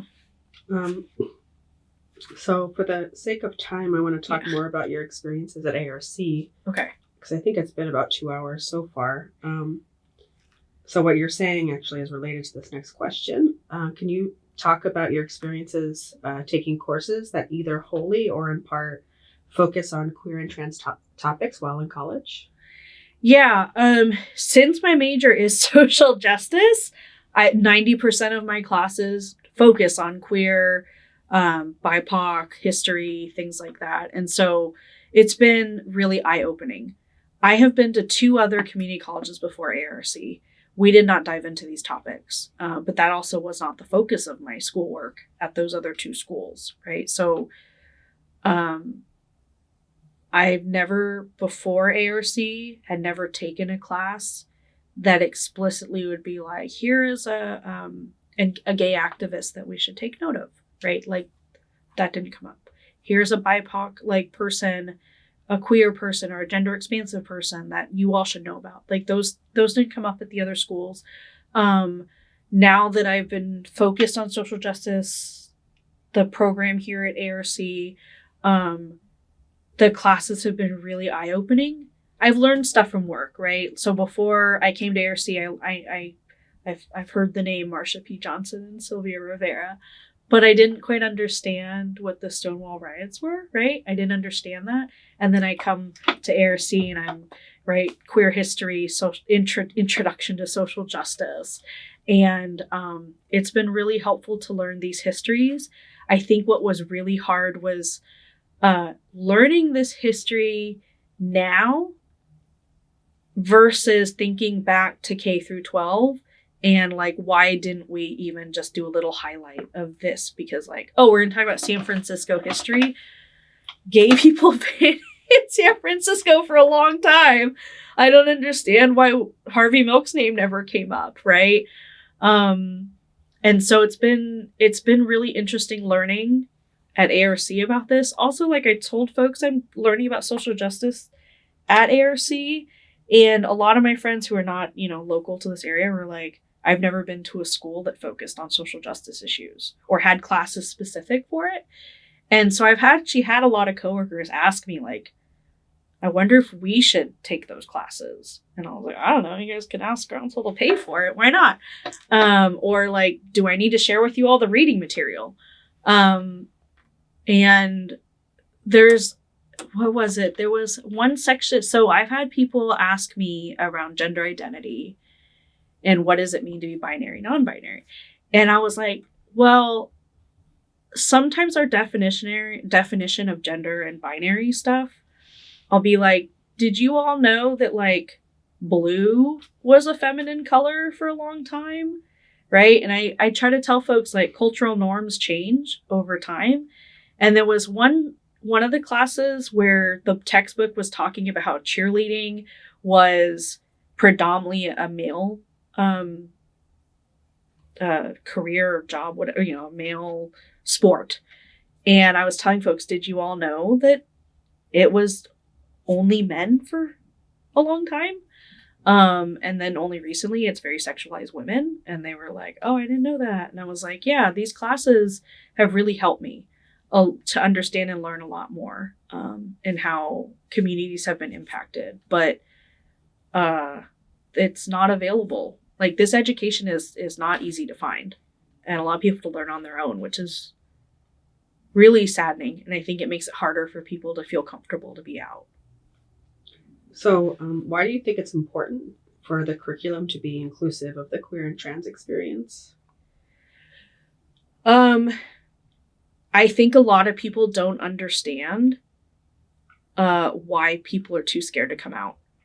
I think there are also a lot of folks who are just don't know how to define myself, don't know how to identify, and just feeling awkward all the time. And so when I learn these things, I'm going, okay, yeah. Okay, there are people who were brave before me and now that were just like, I'm gonna be me and I'm gonna go out there and fight for everyone else. And I was like, oh my God, I'm gonna be brave someday too, and I'm gonna find that. And I think it's really important that people who are questioning and don't know, other people exist and have been fighting for this. And we need to know this history. So if you could take other classes that focus either wholly or in part on the queer and trans experience that you haven't taken yet, what would you want to learn about? I took the queer history class. Look, I don't remember the exact title of the class. Queer Studies. Okay, thank you. Queer Studies class, right? And it was a great introduction to history, right? I really loved the class, right? I actually read the textbook. I'll be honest, I read the textbook. Some classes I don't. I'm gonna be very honest there. I wish we could do a part 2. I wish we could dive in more. I wish we could get into more detail. I wish we could dive in. I wish there were more classes I even took the introduction to social justice, and I really wish we dived in more around very specific situations in different parts of the country. I wish we talked about local issues. I wish there was a class where we could talk about the current political climate and how it's impacting BIPOC and queer communities. I know schools can't really sway us on like voting and political things, certain things, but it would be really helpful to understand, like, people don't realize the Republican Party used to be progressive, right? And now we see this ultra conservative situation. Like that history, I did not learn that history in K through 12. And so wouldn't it be amazing to talk about that more now and how our political climate is impacting us now, or the political climate in the last 10 years is impacting us? I've just met too many people who I'm taking a political science class right now, and it's been very helpful to understand the role of the president and things that they should not be doing right now that we have been seeing. And so I'd like a deeper dive into it. Like, even as I hopefully am transferring to Sac State, I didn't notice a class that would help me dive further into queer history or current queer things that will eventually be history. I would love to dive into that more. Social justice issues, how it's impacting us now. Some of the classes, I wouldn't say my class at ARC, but it's, well, maybe, I don't know, which class am I thinking of? I've had some classes where like the learning stops like 15 years ago, right? The education was like before that. I'd love to know about the last 10 years. I'd love to get a recap or a refresh, or how do we do a part 2? Yeah. So in college, since you're a social justice studies major, have your classes been inclusive of Asian American experiences and Asian American queer experiences in particular? Not that much. Yeah, I don't think we've talked too much about. I don't think I can name a queer and Asian discussion in the classes. I think we've talked about Asian folks separately and queer folks separately, but I don't know if I've really seen an intersectional piece there, mostly because I know I cannot name a queer Asian person that we were like, yay, right? Or like, this is the person to celebrate, or this is, to learn from. So it would be great to learn more. But I don't think we've talked about queer Asian people in my classes so far. What would it feel like to be taking a class that sort of unexpectedly covered Asian American and maybe Asian American queer experiences in particular in a way that felt fairly in-depth? What would that feel like to you? Oh, it's like, it feels cliche. So representation matters. Like, I'd finally feel included in something. Like, sure, Asian people, I love hearing around, Asian cultures and Asian American history, but yeah, I'm struggling with this. I can't name a queer Asian person that has been mentioned in everything. And so that would be really interesting to see what comes out of that, like what that looks like. How is that shared? Who we would talk about. Man, so I mean, there's times where I like to deep dive and like research things on my own, and so that would be something I likely would have to do the research on my own. And then I think the hardest part when I research on my own, is that a reliable source? And can I trust that? So I think my next question was, I got a little distracted, but have faculty done anything in your college courses to make queer and trans students feel particularly included or excluded that you can remember? I haven't noticed any faculty exclude anyone, or purposely or outright seem like they're excluding anyone. I don't know if I've noticed any specific gestures, like, in a classroom setting, of them also trying to be inclusive, right? Like, I can't say this professor did this thing in front of everyone and now we know that, they tried to include this person. So I feel like the things I have noticed is, like, not all my professors, but several of them have been like, let's share pronouns, or especially because I do a lot of online classes, add your pronouns to your Zoom name. So I've seen professors at least take that. That's a small step. So I feel like it's a good small step that I've seen some take. But my previous schools were just far enough back in time that no one was sharing pronouns at the time the way we see it shared now. And so there was no one at those times that would be like, everyone share your pronouns. Like, that was not the thing people would do. I also, like, reflecting on this too, is that I don't remember the campuses, whether it's ARC or the previous campuses, being like having gender neutral restrooms available. It's real, that's definitely not a thing. The previous colleges, right? Those are years ago, but like, that wasn't common. ARC, I started during the pandemic, so I didn't go to campus often. The few times I have gone, I have not tried to look for gender neutral restrooms. So I don't know how easy it is to find them there or how hard it is to find them. I also didn't know that ARC had a Pride Center until a professor told me there was one.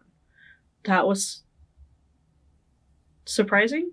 I think the other two colleges I was at did not have a Pride Center. I think there was a club, right? There was a club for queer students. But I know there's a Pride Center at ARC. I've still never gone, just because I don't go to campus. I know there's some kind of...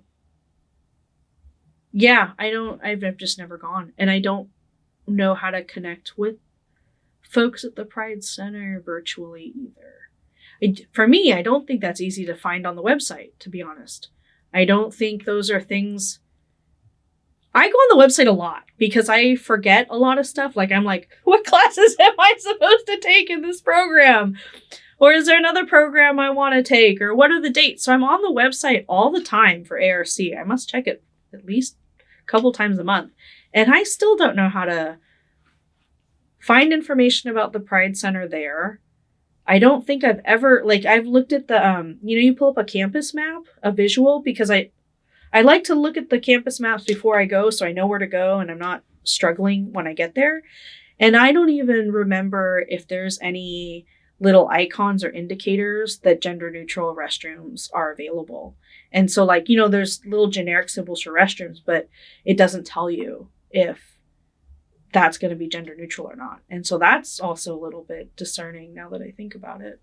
Yeah, it's true. There's some very basic ways that the resources that are available to students could be made clear, like the map, right? It could signal where the Unite Center is, where the Pride Center is, where the gender neutral bathrooms are. That seems like it wouldn't be too difficult to do. Those are all very small things that schools could do that could help make students feel a little more comfortable being on campus.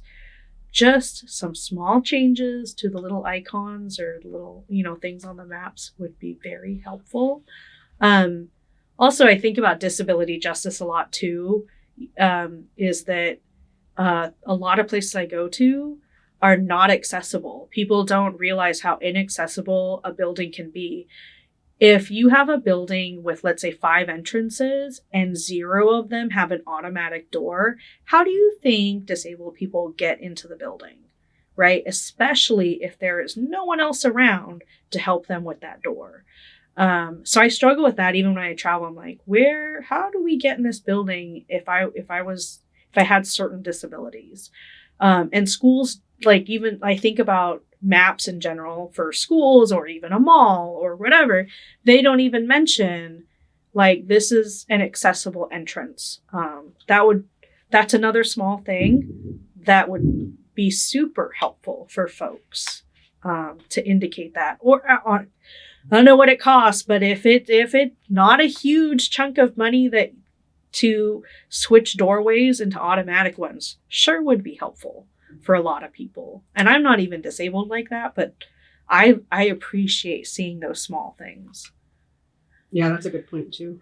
That could all go on the same map rather than there's this separate map that you can find. It should all be the same map. It all should be the same. Yes. Because then you have to find the other map and you have to know that it exists. Yeah. And I'll be honest, coming here for this, if you didn't share with me a link to the campus map, I wouldn't know where to find the campus map on the website. So even the website is not always accessible. Actually the website is not accessible in a lot of ways. I don't know where to find the campus map. I don't know how to find the Pride Center or information about it on the website. I didn't even know that there's a program at ARC for Asian American students until a random webinar announcement popped up in my email. And I've been taking multiple classes at ARC and I didn't know about that till last semester, which why didn't I know?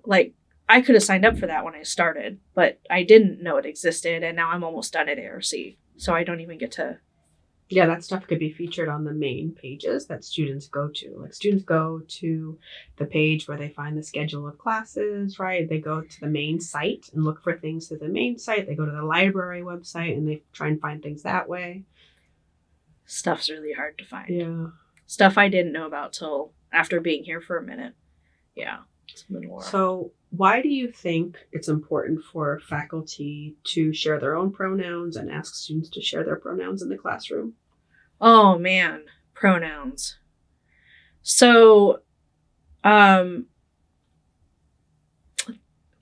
I feel like is part of this representation matters, right? Like I feel like if you are going to tell me your pronouns, it's good for me to tell you mine, and we're going to accept what we just shared with each other, right? So I also have had folks where I'll just say my name, my pronouns, and people look confused, and I'm like, no, it's important that we know each other's pronouns. It's important that we connect this way. I am more than just a name or a face. There is more to me than just that. And that, also I think there's a piece around respect there too. If you're going to, and I'm totally fine that not everyone's going to memorize my pronouns. Totally get it.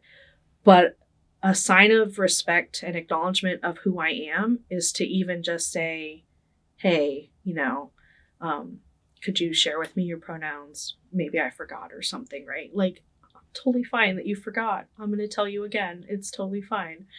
But the gesture of not misgendering me is really important. Misgendering folks can be harmful in a lot of ways. I've had folks where people I work with or spaces I've been in where, this person misgenders a friend of mine, and now everybody else heard this person refer to this person as she, her. And now this person is going to be misgendered for the rest of the day. And so it's also, not only should professors make the effort to share pronouns, they should also make the effort to pause the space and correct folks. Actually, that's not this person's pronouns. Let's do our best to correct ourselves, apologize, and let's restart.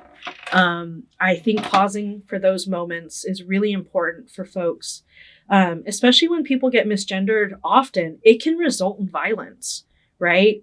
Especially if we don't acknowledge that. I mean, I've had folks share how, my pronouns are they, them. They go out and people assume that they identify as a woman, but that's not how they identify. And then now they're getting attacked. Like people are like, oh, I thought you were a woman. And you're like,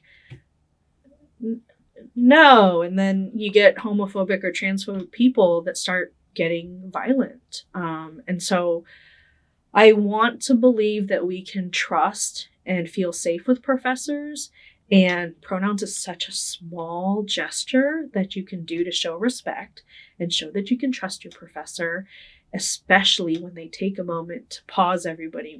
We misgendered someone in this moment. We got the pronoun wrong. Mistakes happen. Let's correct this, and then we can move forward. I'd like to see that happen more, or I hope it happens. I don't know. I also remember being in spaces where no one shares their pronouns. And so I'll just be like, even if someone's like, everyone introduce themselves, just give your name. And I'll be like, my name is Krystal. My pronouns are they, them. And everyone else will be like, my name is so-and-so. And because I started saying my pronouns, some people will start saying theirs too. I wish that folks would try that more often.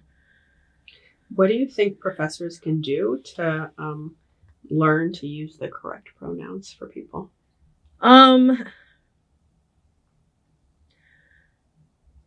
If we're in an online setting, it's really easy to edit your name and add the pronouns there. And I think it's really important when the professor, like if you're in a classroom, the professor's like the leader of the space, right? They're the person running the space. And so it would be really great if the professor's like, everyone update your names now, so that we will learn each other's pronouns by seeing this on Zoom and be more comfortable with making sure we get this correct. I love that. Like, I feel like Zoom makes that really easy.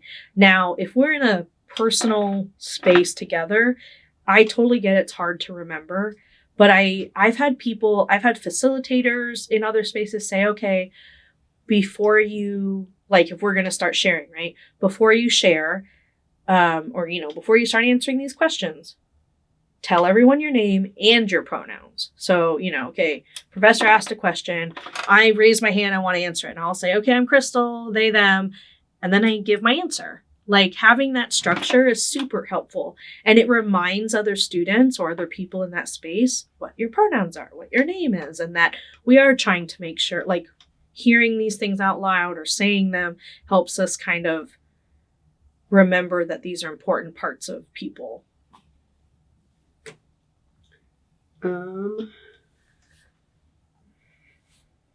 Have you had the experience of being misgendered by faculty or other students? Not yet. I hope not. I have not been misgendered by anyone at my experience here so far. It doesn't happen to me that often, and so I'm grateful for that. I so far haven't seen it happen to another student in a class yet. I take that back. I think there was 1 or 2 online classes where maybe like 1 or 2 sessions, professors weren't totally sure around some folks. And so I've seen professors ask folks, okay, we're going to call on so-and-so. Can you please remind us of your pronouns? Like, that was great. But I don't think I definitely have had professors be like, I don't remember your name or how to pronounce your name and your pronouns. Please share with us again. And so I think that's the closest I've seen to someone almost misgendering people, but I haven't seen it happen live. I think one thing that happens that faculty are probably not even aware of, and I wasn't fully aware of until I started interviewing students, is the fact that a lot of students don't share their pronouns because they don't want to risk being misgendered, even mistakenly, Yeah. And so there are probably a lot of students who are being misgendered, but just because they haven't been asked and they're too timid or afraid in some way to like correct the misgendering. But anyway, I think we're kind of out of time. So okay. I'm going to try and wrap up and with one last question. Okay. Is there anything else you would like to, I feel like I want to ask more questions, but is there anything else you would like to add or questions you would like to return to? Anything at all that you feel like feels important to say that you haven't been able to say yet? I think because a lot of what you're doing here is hopefully going to help students and professors in the future. I would love to see syllabi, is that the plural for syllabus? Syllabi? Include pieces around, please remember to share your pronouns all the time. And we have what we call community agreements at work. And when we have shared spaces and like oops and ouch. So like we acknowledge an oops or an ouch has happened. We pause for just a moment to say, sorry, I had an ouch moment. And you go, oops, let me correct myself so we can move forward respectfully. Like that, something, obviously not that language would happen in a syllabi, but it would be grateful. Like I would be grateful to see something around that. Okay, so sorry you got cut off. You were saying, what were you saying about what else? Yeah, so I think I said something around syllabi, including acknowledging oops and ouch moments so that we can pause, right? I got maybe I misgendered you or used the wrong pronoun for a moment, and I say ouch, and you say oops. I'm going to correct myself, apologize, and then we can move on. Some kind of language around that, right? Doesn't see not those words would happen in a syllabi. Encouraging folks to use gender neutral language. So I have that infographic. Instead of saying sir and ma'am, can we say hello, friends and folks? So I think those are super helpful. I think there's, like, if we have in-person classes, I think it would be helpful even if the professor knows. If they know, you know, I've had some professors like, oh, the closest restrooms are this way, so if you all need a break and need to do that, go that way. I would love to know where the closest gender neutral restroom is.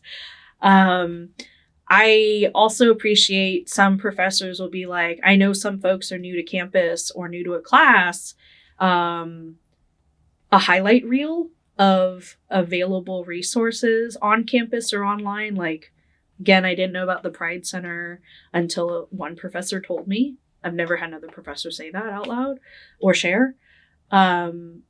That's super helpful. I feel like also, I've had a couple of professors share via email, like, here's upcoming events that ARC is either like supporting or hosting, and they would share them out. And so, like, thanks to that email, I had learned about a Pride event. I wasn't able to go, but it was a Pride event on campus. I didn't know that there was a separate graduation for queer students if a professor didn't tell me, right? And so I really appreciate professors taking the time to share that out. But literally, these resources I just named really only came out of 1 or 2 professors out of maybe 6 or 8 classes I've already taken. So that's really unfortunate that there's not more professors sharing that stuff, or even the syllabi doesn't mention these things. I took that Intro to Social Justice class, and it sure would have been really nice if that syllabi also shared about the Pride Center or, you know, other events that were happening that were related. There was one professor in that Intro to Social Justice who is an activist in Sacramento. So she was just like, you can follow my Instagram to find more, find out about more local events. Like, that was kind of helpful. But I think something a little more explicit sharing with us, like via email or announcements in the class, would have been super helpful. Man, there was one other person who shared an announcement around, like, there was some kind of theater event coming up, and they made sure to put in an announcement. And I know professors are already holding a lot, but, you know, I feel like if they could just copy and paste some things into announcement would be super helpful for students to know these things exist. Yeah, I feel I'm going to find my infographic on the gender neutral language. But I feel like some piece around that in the syllabi would be super helpful. I think that also folks who may not spend a lot of time with queer and trans folks, right? It's helpful for them to know that this is important to people, and that it should be part of their learning experience too. You know, and hopefully I feel like the more folks learn, the less likely they'll be homophobic and transphobic towards people. And I would like to be hopeful that the more they learn, the more welcoming they'll be with people. Yep. Thank you. Yeah.